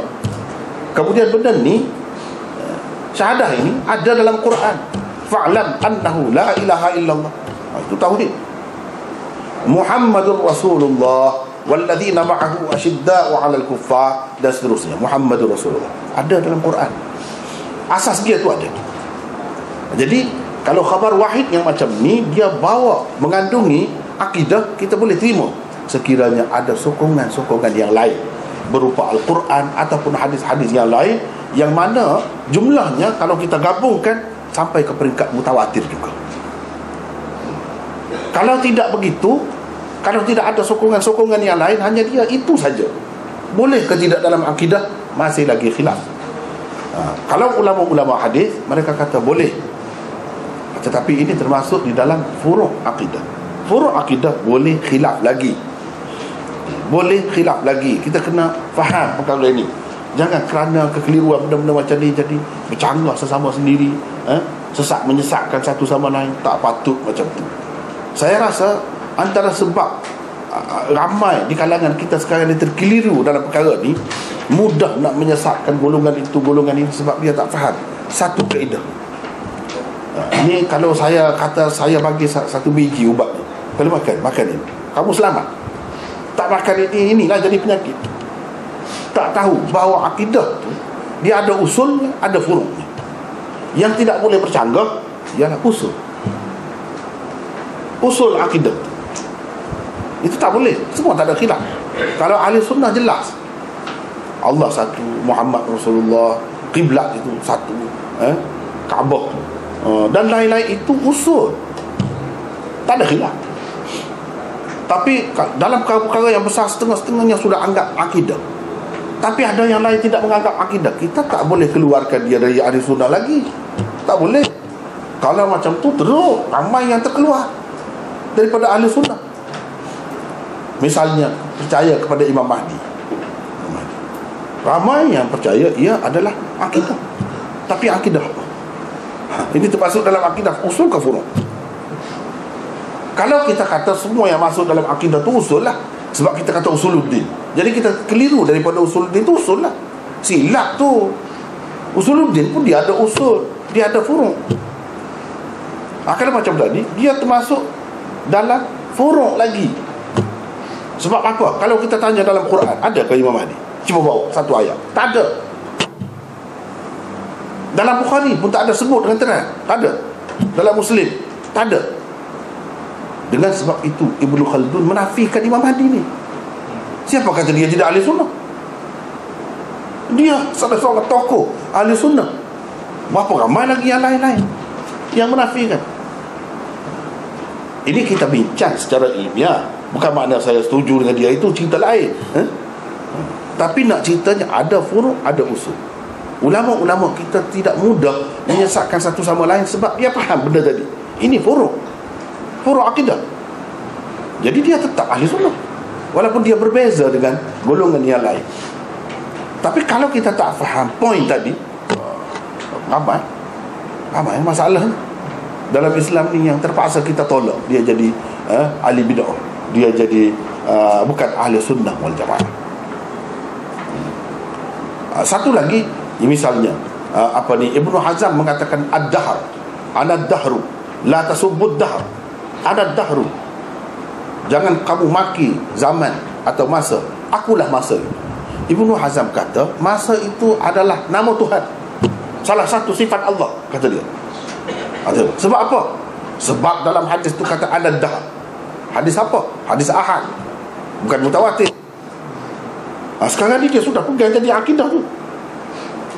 Orang lain kata tidak, mana ada nama Tuhan macam tu, tak termasuk dalam nama Tuhan, itu bukan sifat Tuhan. Kita takwil, ada muqaddim, ada muqallibud dahr, ada mutasarrifud dahr. Itu maksudnya, bukan aku tu sendiri masa. Tapi Ibnu Hazm kata tak perlu takwil, kata dia. Tengok kan ada khilaf. Siapa kata Ibnu Hazm tidak ahli sunnah?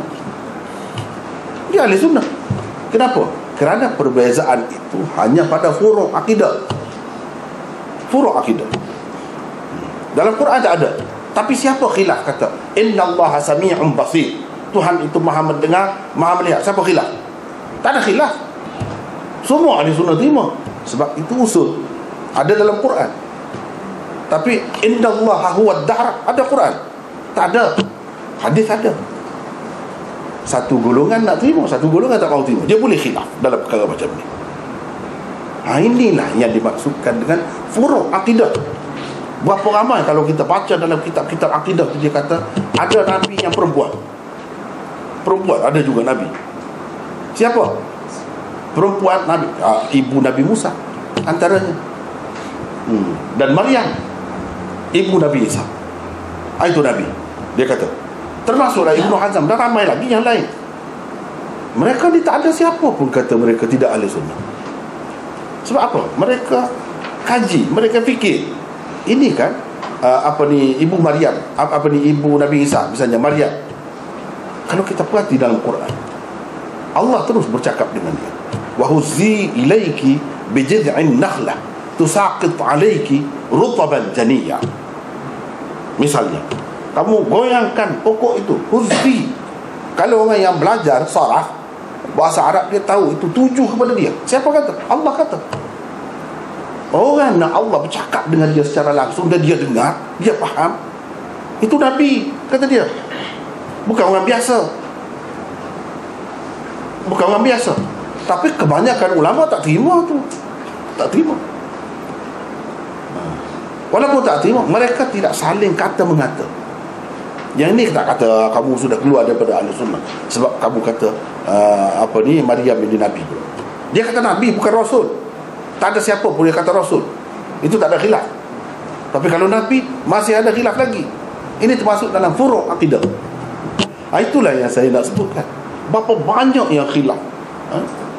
Wa auhayna ila ummi Musa an ardi'i. Kami wahyukan kepada ibu Musa, kamu bagi susu kepadanya.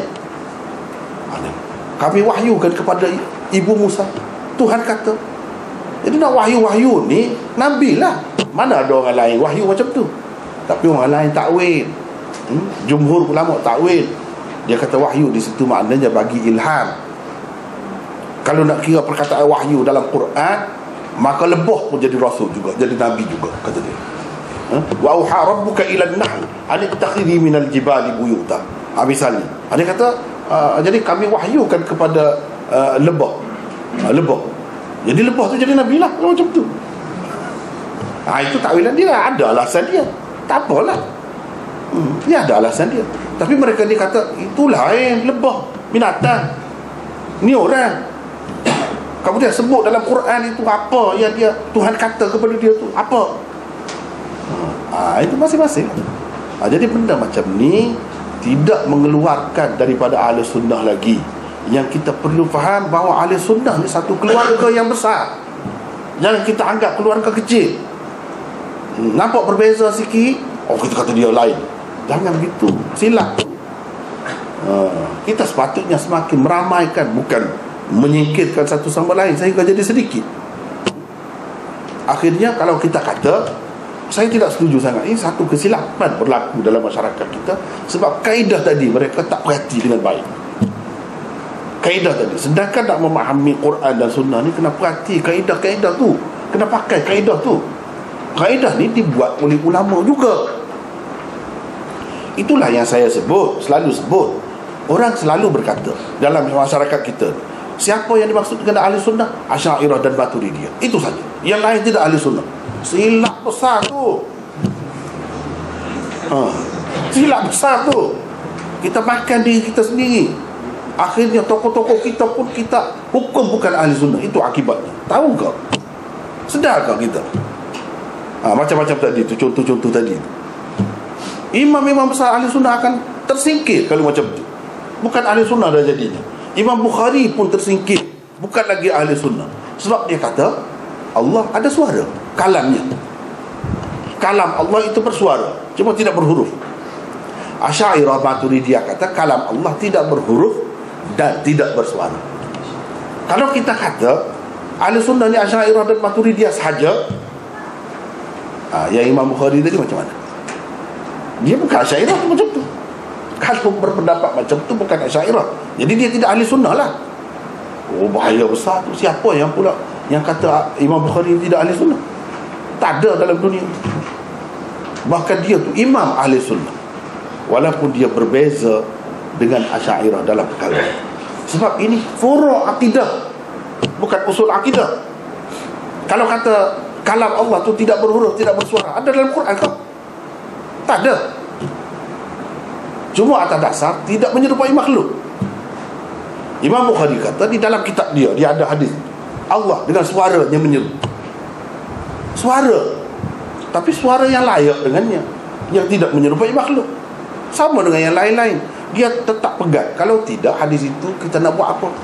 Bukan ada kena-mengena dengan amalan ibadat. Dia ada kena-mengena dengan kepercayaan tu. Jadi boleh kita jadikan, masukkannya sebagai akidah, tetapi furu' akidah, bukan usul akidah. Furu' akidah, orang dia pegang dengan satu hadis, dia terima, okey, tak apa. Orang lain tak mahu terima, tak apa juga. Tak apa juga, sebab dia ada kaedah dia sendiri. Semuanya ahli sunnah. Sebab itu kalau kita perhatikan dengan teliti di dalam kitab-kitab ulama-ulama kita, dia bahagikan ahli sunnah ni kepada berapa? Banyak. Bukan Asy'ariyah dan Maturidiyah saja. Saya tidak nafikan Asy'ariyah dan Maturidiyah tu ahli sunnah. Itu memang jelas lah, itu tu. Tapi yang lain itu jangan dinafikan. Jangan dinafikan. Setengah-setengah masyarakat kita ni pula yang Asy'ariyah dan Maturidiyah tu sampai dia menyesakkannya pula. Inilah yang tak kena. Sepatutnya keluarga adalah beza sana sini. Perbezaan itu tidaklah mengeluarkan masing-masingnya daripada lingkungan ahli sunnah wal jamaah. Cuma kita kata ini aliran Asy'ariyah, ini aliran ahlul hadis, ini aliran Maturidiyah misalnya, begitu. Antara Asy'ariyah dan Maturidiyah itu pun banyak perkara yang berbeza pula. Jadi tak boleh kau berbeza. Cuba kita tengok. Perbezaan ini tidak mengeluarkan mereka semua daripada dairah ahli sunnah wal jamaah. Yang sebenarnya kalau kita perhatikan, perbezaan-perbezaan ini terletak pada dalil-dalil tadi, yang sebenarnya masih termasuk di dalam furu' akidah, bukan usul akidah. Kalau faham itu, selesai. Tak ada lah nak berkelahi, bertegang sama sendiri. Perbezaannya pada tafsiran. Tapi kalau berkenaan dengan sifat Allah ni, pergi ke mana pun akhirnya Allah tidak menyerupai makhluk. Situ juga. Katalah dia ada suara ke, yang tak ada dalam Quran, ada dalam hadis, diterima. Suara yang tidak menyerupai makhluk, yang layak dengannya, begitu juga. Jadi sebenarnya tidak ada apa. Kalau diperbesar-besarkan benda ni, akibatnya saya rasa bahaya. Akibatnya akan orang tuduh imam-imam ahli sunnah itu sebagai bukan ahli sunnah. Ini satu malapetaka besar.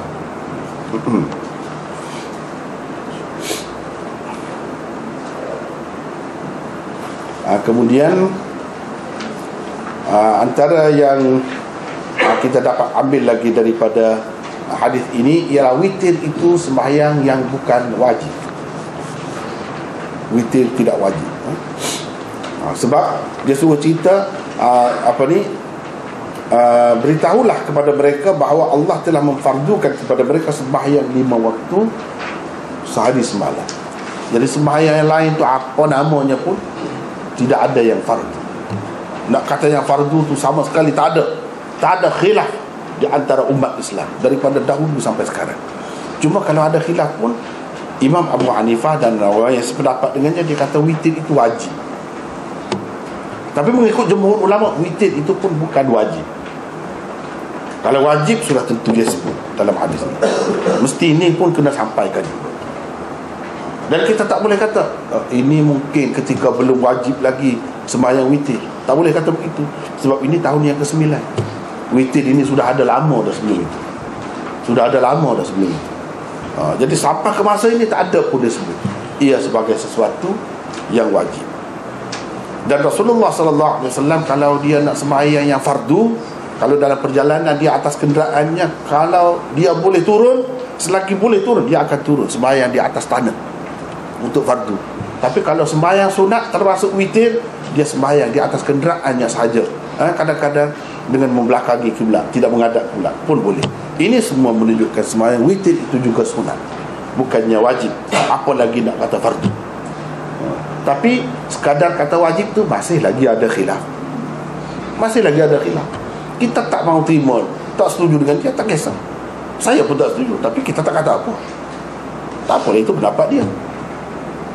Ada orang yang tak senang dengan Imam Abu Hanifah. Dia tanya Imam Abu Hanifah sebab dia nak perangkap Imam Abu Hanifah. Dia kata sembahyang yang wajib ada berapa sehari semalam? Imam Abu Hanifah kata 5. Ditanya lagi. Dia nak dengar Imam Abu Hanifah kata witir tu. Sebab dia kata wajib. Akhir sekali Imam Abu Hanifah kata, kamu ni tak tahu mengira. Orang kata 5. Lepas tu witir tu tuan kata, witir saya kata wajib, saya tak kata fardu. Yang 5 tu fardu. Witir saya tak kata wajib, fardu. Itu wajib. Lain. Ia tak termasuk dalam 5 tu.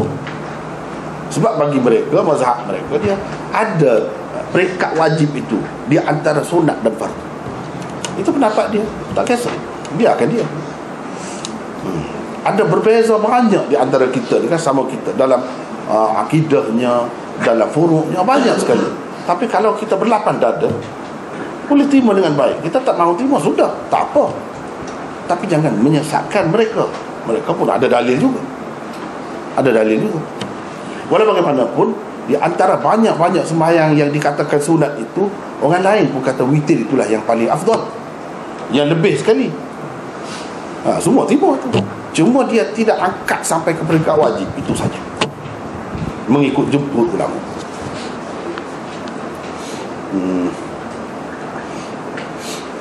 Dan seterusnya, antara pengajaran di dalam hadis ini, orang kafir bila kita nak serang mereka, kalau nak serang, nak pergi perang, kena kemukakan dahulu Islam kepada mereka.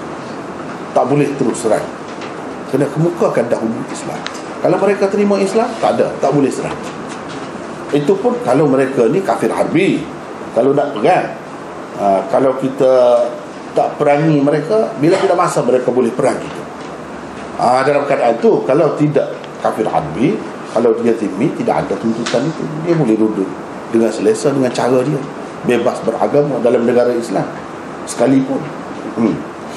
Ini kalau kafir harbi itu pun tak boleh kita terus sedang mereka, kena bagi tahu. Ini cara Islam ni kan, kita tengok kan, memang hebat. Orang kata gentleman, tidak kata pukul curi dalam senyap-senyap, tidak, dalam keadaan sedar. Sekarang ni ini benda ni. Kalau kamu tak mau, tak boleh terima juga, tak boleh terima juga, kamu sebagai kafir zimmi, kalau Islam pemerintah tak mau terima juga, kena berat. Tapi kita sudah bagi cadangan. Kalau ini kamu tak ada apa pun. Berapa banyak contoh di zaman Rasulullah SAW lagi. Kalau pemimpin di tempat tu masuk Islam, dialah juga yang menjadi pemerintah di situ. Tak ada apa-apa halangan. Tapi kalau nak melawan juga sampai ke peringkat perang, boleh jadi hamba abdi pun boleh. Jadi hamba abdi pun boleh. Sebab itu diterima oleh semua masyarakat pada ketika itu. Bukan orang Islam saja yang buat begitu.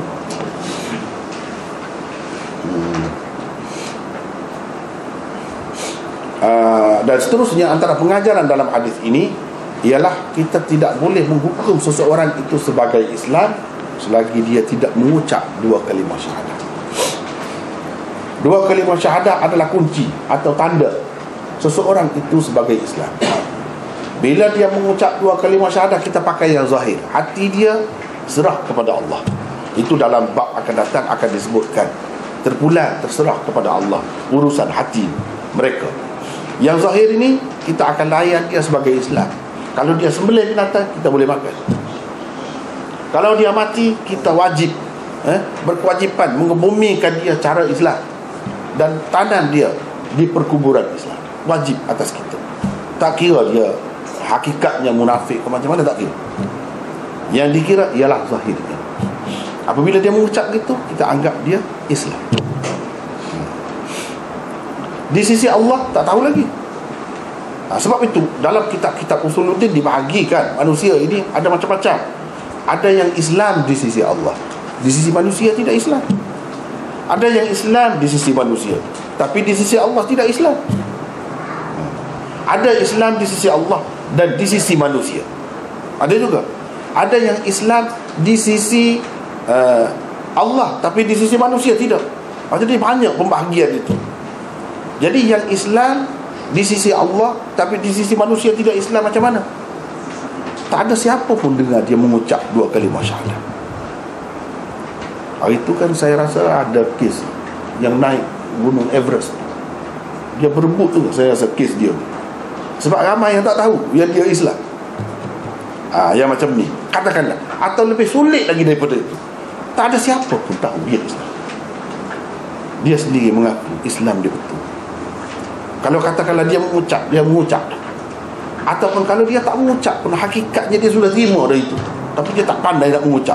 Di sisi Allah Islam yang macam tu, walaupun dia mati kafir dan orang kebumikan dia di perkuburan atau orang bakar dia dengan cara kafir, dia Islam di sisi Allah. Di sisi manusia kafir. Dan kita tak boleh sebarangan orang kita nak ambil dia nak pergi kebumikan di perkuburan Islam, tak boleh.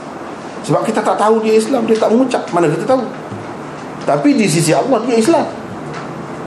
Dengan arti besok baru kita tahu dia ni Islam pun, dia masuk syurga. Dia tak masuk pun dalam neraka. Sebab apa? Dia tak sempat pun nak buat apa.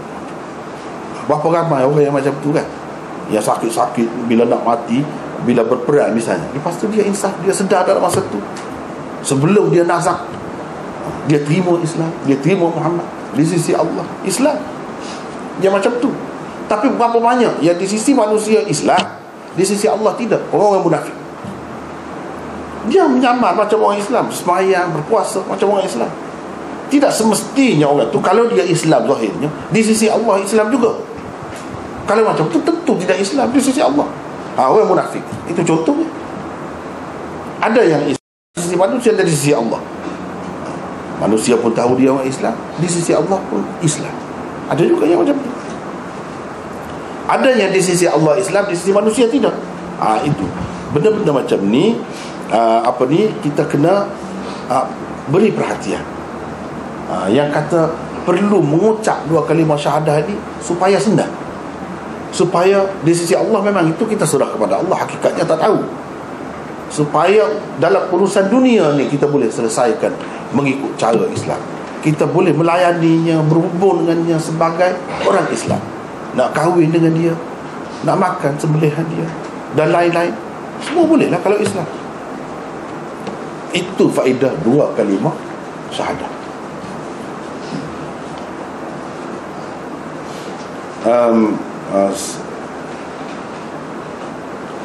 Ini termasuk dalam pengajaran hadis ini juga, betapa besarnya dosa melakukan kezaliman itu. Sebab Allah SWT tak marah kalau dosa tu sikit-sikit dia tidak sampai nak hukum orang tu, nak balas, nak seksa di akhirat nanti. Tak ada. Jadi kalau dia janjikan seksaan di akhirat ataupun ada hukuman dalam dunia, hukuman hak ke ataupun lain-lain lagi, itu menunjukkan dosa besar. Jadi kezaliman adalah salah satu dosa besar. Dengan sebab itu Nabi SAW melarang pegawai-pegawainya daripada berlaku zalim. Begitu juga seseorang pemimpin, dia kena bagi panduan kepada orang-orang yang hendak dihantarnya untuk melaksanakan sesuatu tugas. Dia kena bagi panduan. Kalau untuk dakwah, apa panduannya? Itu sepatutnya. Kalau untuk kerja-kerja yang lain pun begitu juga. Ini bukan sekadar pemimpin. Kalau ketua pejabat pun dia kena bagi arahan dah, apatah lagi kalau pemimpin negara. Jadi itulah yang dilakukan oleh Rasulullah SAW. Dia peringat, kamu nak buat ni, nak pergi ni, buat kerja Islam, kena takutlah kepada Allah, bertakwalah kepada Allah. Itu antara benda yang perlu dipesan oleh pemimpin di peringkat mana sekalipun.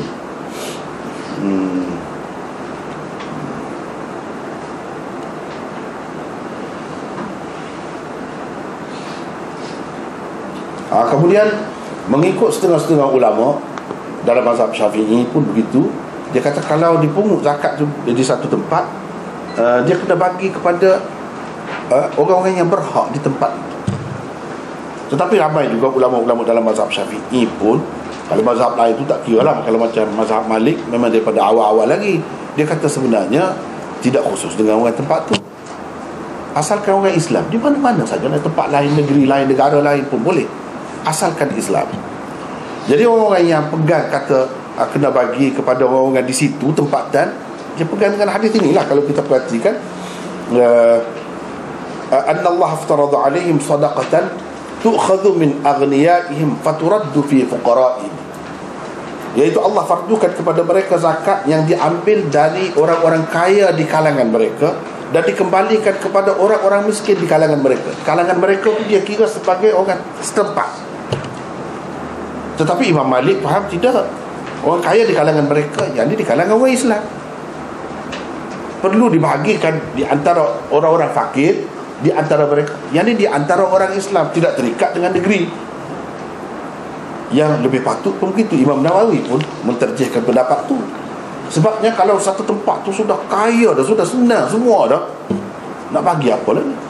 Sedangkan di tempat lain kebuluran. Tentu lebih patut. Ni kalau kita terikat dengan itu, tak boleh keluar ada zakat daripada tempat, kena bagi di sekitar orang-orang di situ. Tak sepatutnya kan. Sedangkan persaudaraan Islam kita ni luas, bukan sekadar di satu negeri, di satu tempat sahaja, bahkan di seluruh dunia. Di seluruh dunia.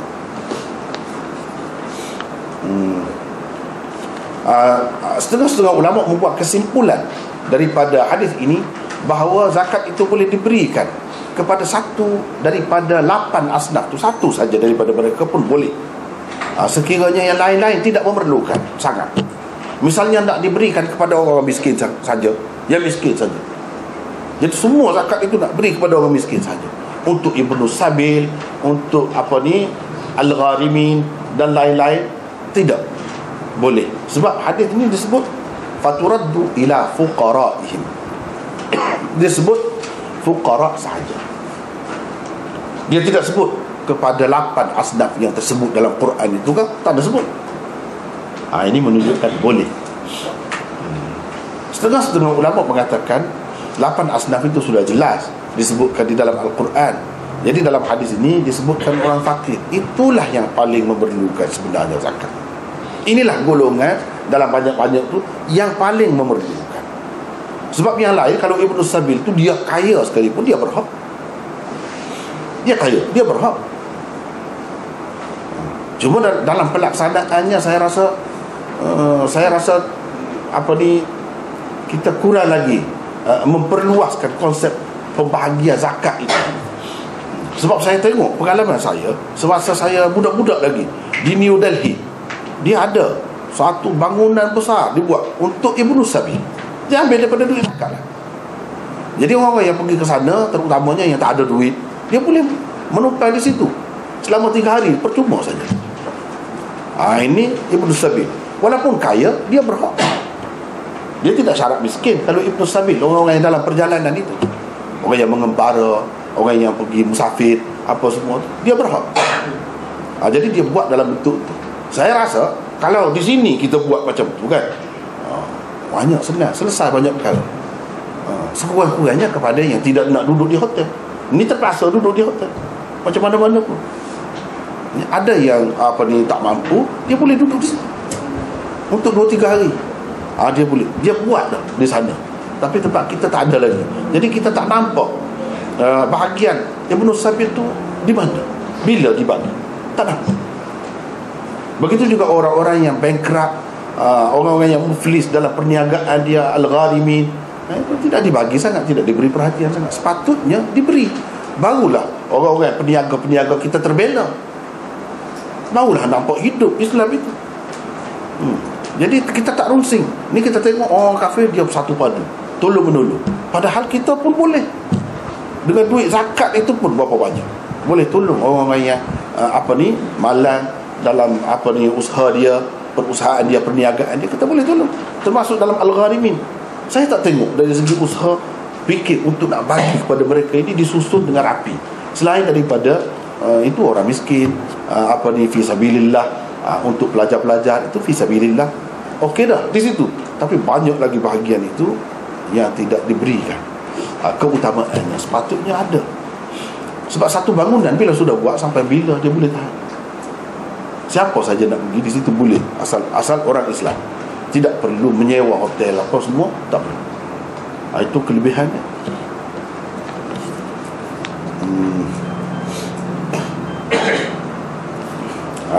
Itulah antara pengajaran yang dapat diambil daripada hadis ini. Hadis yang kedua itu pun nampaknya begitu juga, lebih kurang, tapi ia diriwayatkan daripada Ibnu Abbas. Hakikatnya cerita Mu'adz juga sebenarnya. Jadi Imam Muslim bawakan hadis Ibnu Abbas ini sebagai mutaba'at. Inilah yang dimaksudkan mutaba'at. Yang pertama dia kemukakan sebagai riwayat usulnya, riwayat asas dia. Yang kedua, ini riwayat sokongan. Riwayat mutaba'at di dalam Mukhtasar Sahih Muslim ini tidak banyak. Ada beberapa, kadang-kadang macam bab kemudian ni ada beberapa. Kalau dalam kitab yang asal itu lebih banyak lagi. Kadang-kadang dia kemukakan sanad saja. Hadis tu tak ada, sebab hadis tu sama. Hadis sama saja. Dia kemukakan sanad tu. Di sini, inilah maksud mutaba'at. Mutaba'at itu maksudnya satu hadis, tapi ini hakikatnya daripada Mu'adz juga. Cuma kalau mengambil kira musnad ini, termasuk dalam musnad Ibnu Abbas. Musnad Ibnu Abbas, ya? Sebab dikaitkan dengan Ibnu Abbas, cerita Ibnu Abbas.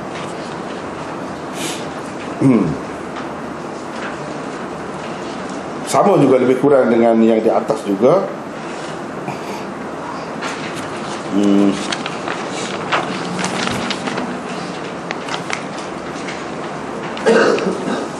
Rasanya itulah saja ya untuk pagi ini. Masa pun sudah habis. Boleh kita bincang-bincang, insya-Allah, tentang tajuk ini. Itulah lebih kurang. Wallahu a'lam.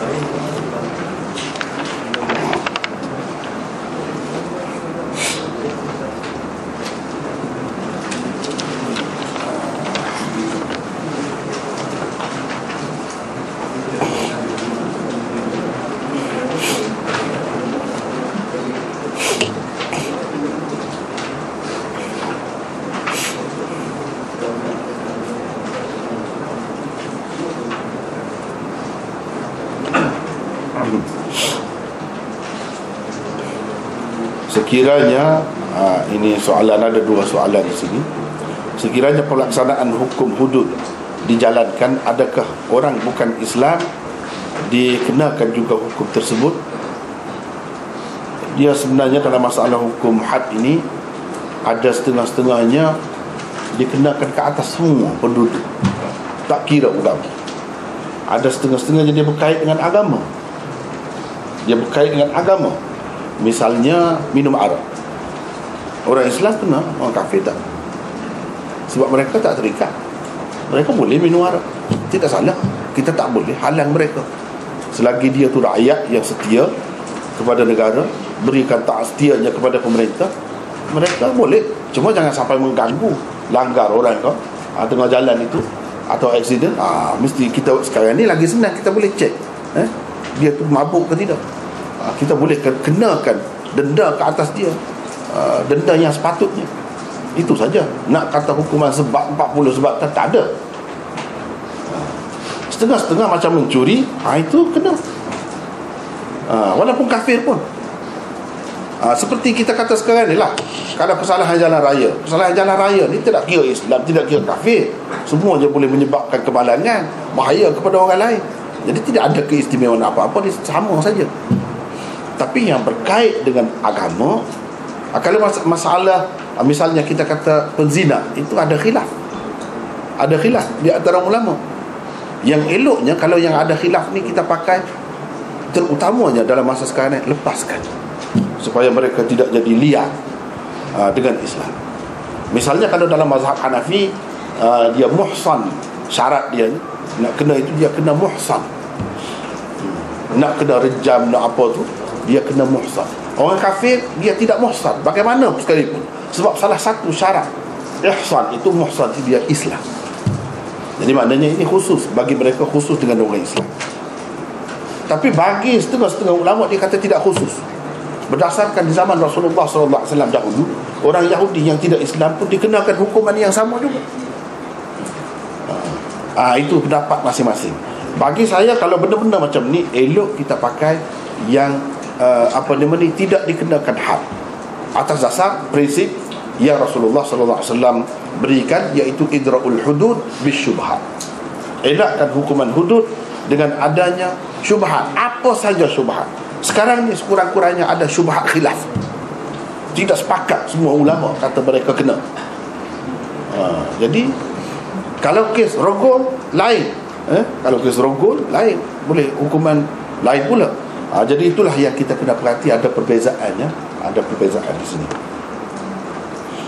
Yang kedua, bolehkah seseorang itu melakukan kafarah sumpah tetapi beliau tidak pasti sama ada beliau pernah bersumpah atau tidak, dan bagaimana cara untuk melaksanakan kafarah sumpah? Jadi kalau kita tak pasti, tak perlulah. Kalau kita ingat, dan kena jaga baik-baik, wahfazu aimanakum, dalam Quran dia sebut, jaga baik-baik sumpah kamu. Kalau kamu bersumpah, kena ingat, jangan lupa tentu pasal. Kecuali benda yang kita kaitkan itu, kalau begini saya akan buat begini-gini, benda tu tak berlaku, tak kena. Kita kata tu saya nak sembelih kambing tu kalau jadi, misalnya kalau saya misalnya walaupun benda biasa, kalau saya jadi kahwin dengan dia, saya nak sembelih kambing 2 ekor misalnya, kita kata rupanya tak jadi kahwin, tak adalah sembelih, sebab kita kaitkan dengan kahwin. Dah tak jadi, kalau jadi kenalah. Itu termasuk dalam nazar, dan ia berkait dengan sumpah juga.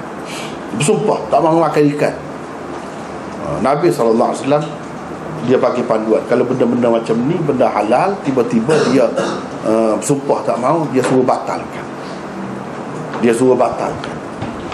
Bila batalkan, bagaimana cara nak batalkan? Dia kena bayar kafarah lah, tak boleh batalkan begitu saja. Lepas tu makan, maknanya dia tak mahu kita teruskan dengan sumpah kita. Tak boleh macam tu, rugi dan salah sebenarnya. Mana lebih besar kita daripada Allah SWT. Allah benarkan, halalkan, kita kata haram pula, seolah-olahnya. Jadi kita kena batalkan sumpah kita. Jadi cara batalnya dengan bayar kafarah. La yu'akhidhukumullahu billaghwi fi aymanikum walakin yu'akhidhukum bima 'aqadtumul ayman fakaffaratuhu it'amu 'asharati masakin min awsati ma tut'imuna ahlikum aw kiswatuhum aw tahriru raqabah faman lam yajid fasiyamu 3 ayyam dzalika kaffaratu aymanikum idza halaftum wahfazu aymanakum. Tadi yang sebut tadi tu di ujung, wahfazu aymanakum. Kafarahnya ialah memberi makan kepada 10 orang miskin, au kiswatuhum, atau memberi pakaian kepada 10 orang miskin. Yang sederhana lah, makanan yang sederhana pakaian yang sederhana, atau bagi pilihan. Au tahrir raqabah, atau memerdekakan hamba. Sekarang ni tidak ada hamba, tak adalah pilihan itu. Kalau tak boleh, kena puasa 3 hari. Puasa 3 hari. Itulah kafarah sumpah kamu, itulah caranya. Tapi kalau kita tak ingat, tak perlu lah. Sama juga sembahyang, kita tak ingat, kita tinggal, tak perlu. Dalam ayat tu kata kalau kamu tak dapat yang buat atas tu baru puasa kan? Kalau buat yang atas tu dulu cari yang itulah sebaik-baiknya. Itulah sebaik-baiknya. Gitulah. Jadi begitulah. Kalau tak pasti, tak perlu kita bayar. Macam kita tak pasti, kita tinggal sembahyang, tak perlu kita qada. Gitu. Wallahu a'lam. Ada lagi apa-apa muskilan? Ya.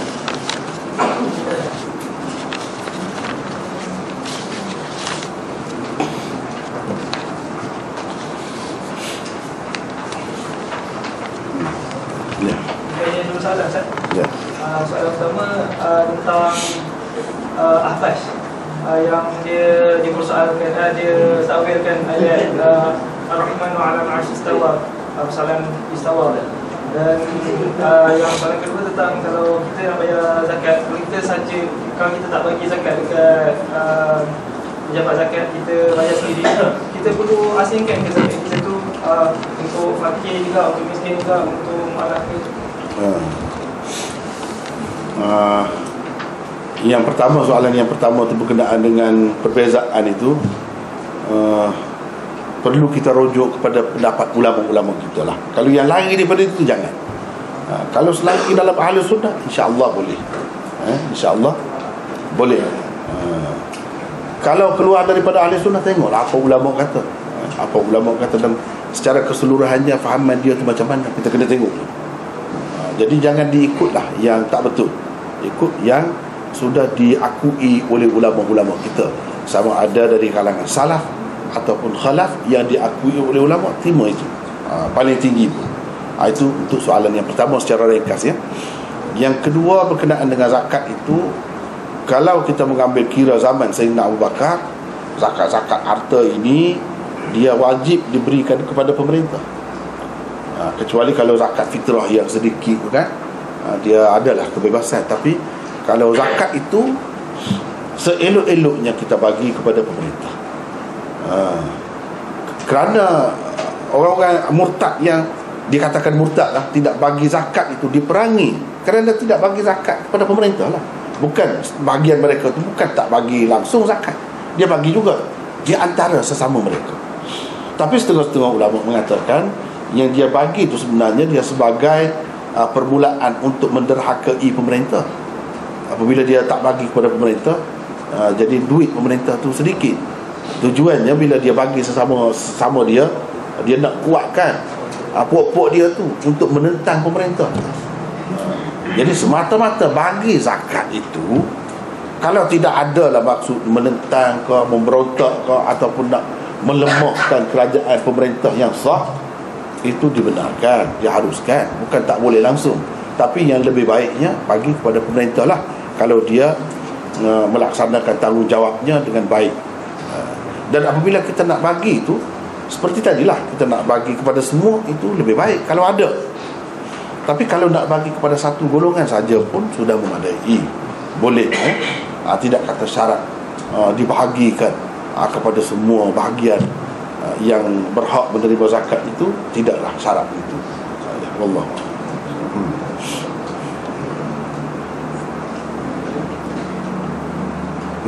Soalan sekarang kita wukuf di Arafah sekarang, puasa kan, puasa mana dia tempat itu di sana di Jumaat ataupun di sini hari Sabtu. Malam tadi ada dah soalan. Sebenarnya dia ikut setempat, 9 hari bulan mengikut setempat, tempat masing-masing. Sebab puasa-puasa ni kan dia berkait daripada subuh. Itu permulaannya. Kalau kita mengambil kira di Saudi, mana kita sudah tengah hari, dia baru subuh. Jadi kita masa mana? Takkanlah kita nak mula puasa tu tengah hari. Tak ada macam tu. Jadi dalam masalah ni kita kena mengikut setempat lah. Hari yang ke-9 di tempat masing-masing. Gitu. Dan puasa itu boleh. Malam tadi ada kemuskilan, boleh ke tidak hari Sabtu apa, itu tak ada jadi masalah. Ada sebab. Ada sebab. Kalau tidak begitu pun sebenarnya boleh hari Sabtu. Yang tak bolehnya hari Jumaat. Hari Jumaat itu pun tidak mutlak. Kalau hari Jumaat saja. Sebab hari Jumaat itu dia dalam seminggu ni menyamai hari raya lah. Kalau dalam setahun tu. Sebab hari raya ni tidak dibenarkan berpuasa. Jadi hari Jumaat pun begitu juga. Tapi kalau kita gabungkan Khamis dengan Jumaat, tak apa pula. Dibolehkan. Begitu juga Jumaat dengan Sabtu memang boleh. Yang tidak dibenarkan Jumaat sahaja. Itu pun kalau tak ada apa-apa sebab. Kalau seseorang itu dia bayar kafarah misalnya dengan puasa 2 bulan berturut-turut itu masuk hari Jumaat. Kalau tidak nak jadi berturut-turut macam mana? Jadi ada ketika-ketikanya memang boleh. Memang boleh. Kalau kita nak tuju tu tak boleh. Jadi berhubung dengan soalan tadi berkenaan dengan puasa Arafah, seperti yang saya kata tadi, mengikut tempat masing-masing. Ya. Tadi amalan guru dengan usul tadi yang boleh menentukan tidak untuk amalan yang Nabi yang sabda kan ada walaupun dia khilafan sebagian tapi amalan tu Nabi tak. Oh, itu cerita lain pula. Itu dia masuk dalam bid'ah pula. Yang tadi dia tak ada kena mengena dengan bid'ah, dia kena mengena dengan akidah. Cuma dia akidah itu tidak ada dalam nas yang qat'i thubut dan dalalahnya. Tidak macam tu sifatnya. Tidak ada dalam Quran. Kita kata ringkas ceritanya, yang mudahnya tidak ada dalam Quran. Yang jelas tidak perlu kepada sanad. Itu berkenaan dengan akidah. Ini kalau macam tu berkenaan dengan amalan biasa sekalipun yang tidak ada kena-mengena dengan akidah, ibadat kita kata, kalau tidak sesuai dengan yang Rasulullah ajar, itu dia jadi bid'ah. Itu cerita lain.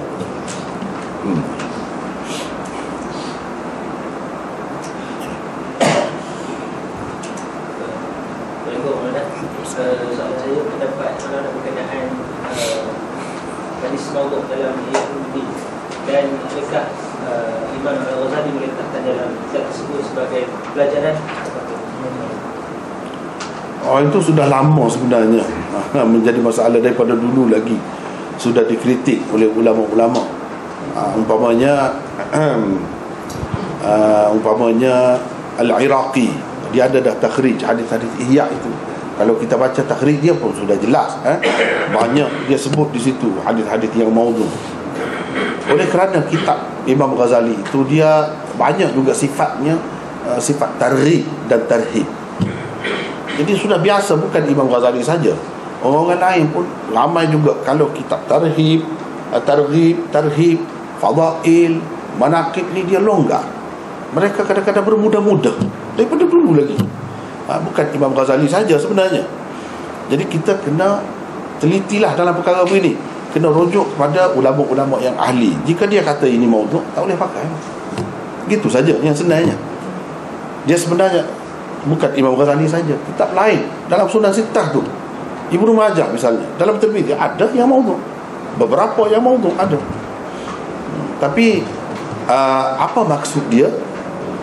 Itu dari segi kalau mengikut ulama hadis dia tak suka lah. Kalau macam Al-Munziri, dia seorang yang ketat dalam kaedah hadisnya. Dia buat at-targhib wa tarhib pun dia ada takhrij hadis itu. Dia cerita hadis ini macam ni taraf dia. Senang kalau macam tu. Tapi jangan nak cari ulama yang tapis dengan penapis hadis tu.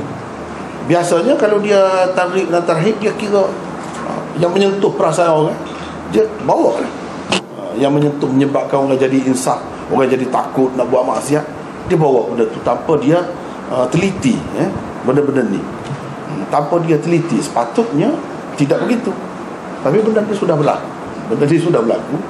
Dan sebenarnya bukan kitab Ihya saja, banyak lagi kitab-kitab yang lain pun begitu juga. Jadi bagi kita yang pakai kaedah ni, kena mengikut kaedah lah. Tak kira lah kitab mana pun. Tak kira kitab mana. Kalau tidak sahih, tak boleh pakai. Nak pakai, tengok untuk apa. Kita tengok untuk apa. Kalau untuk doa saja misalnya, dan doa itu tidak bercanggah dengan mana-mana ajaran syariat, tak kisah, walaupun dhaif.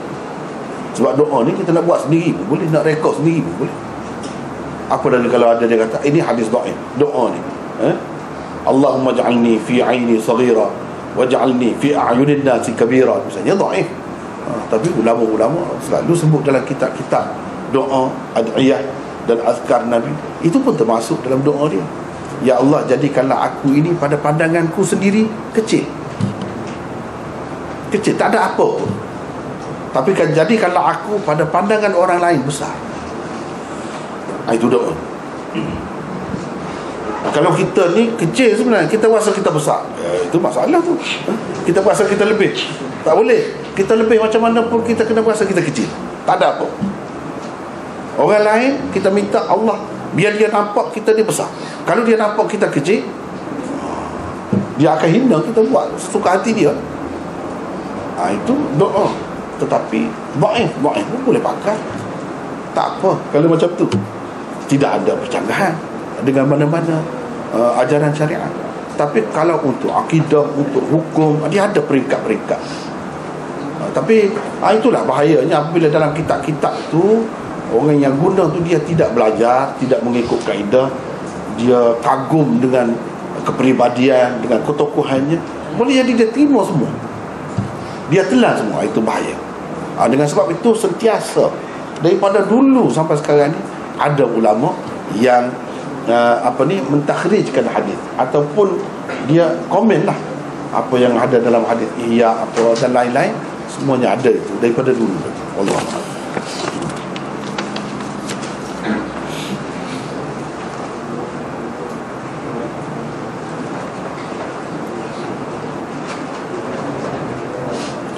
Ini ada soalan, kalau tak akad sah tak zakat fitrah? Kalau tak sempat bayar zakat fitrah, apa yang perlu saya lakukan? Berdosakah saya? Kalau tak akad, akad macam mana tu? Saya bayarlah fitrah saya boleh? Tidak syarat begitu. Bagi saja dia zakat ini, kita wakil kepada orang, tak apa. Biar dia tolong bayar bagi pihak kita, tak apa. Orang lain dia nak guna duit kita, duit dia nak tolong bayar bagi pihak kita pun boleh, asalkan bayar. Dan pasti kita tahu bahagian kita tu sudah dibayar. Kita bayar sendiri lagi baik. Kalau kita tak bayar sendiri, orang lain tolong bayar pun boleh juga. Dan tak perlu akad-akad itu. Maklum dah. Cuma takut orang muskil, mungkin dia kata kamu bayar dengan tidak zakat. Sedangkan benda-benda yang wajib ini kalau kita buat secara terbuka pun tak salah. Kan dalam hadis dia suruh kita ibadat ni kalau boleh jangan bagi orang tahu. Tapi kalau yang fardu, dia suka kalau orang tahu. Tak apa tahu, dia tahulah. Macam zakat, biar orang tahu. Kalau tidak, dia akan timbul fitnah mungkin. Begitu juga kalau syarikat ke atau company mana-mana yang besar-besar dia nak bagi derma ke, kita tak boleh kata dia nak menunjuk-nunjuk cerita tu. Tak boleh kata begitu. Jangan sangka buruk. Dia cerita tu supaya semua orang tahu duit tu pergi ke mana. Tidak dia makan untuk peribadi dia. Jadi terhindarlah daripada fitnah. Dia atas niat, benda ni atas niat. Kalau dia niat nak menunjuk-nunjuk, dosa. Kalau dia niat supaya orang tahu dan tidak jadi fitnah, itu bagus. Kalau tak sempat bayar zakat fitrah, apa yang perlu saya lakukan? Kita kena bayar jugalah. Seperti ibadat-ibadat lain lah, kita qada. Itu saja. Bayar. Pada masa yang lain tak apa. Wallahu. Ya kalau tak bayar berdosa kah? Dosa. Memang berdosa. Wallahu. Rasanya cukup dah sekadar itu dulu. Kali ini kita akan ada lagi petang nanti. Berapa? 2.30 ya, insyaAllah. Wallahu.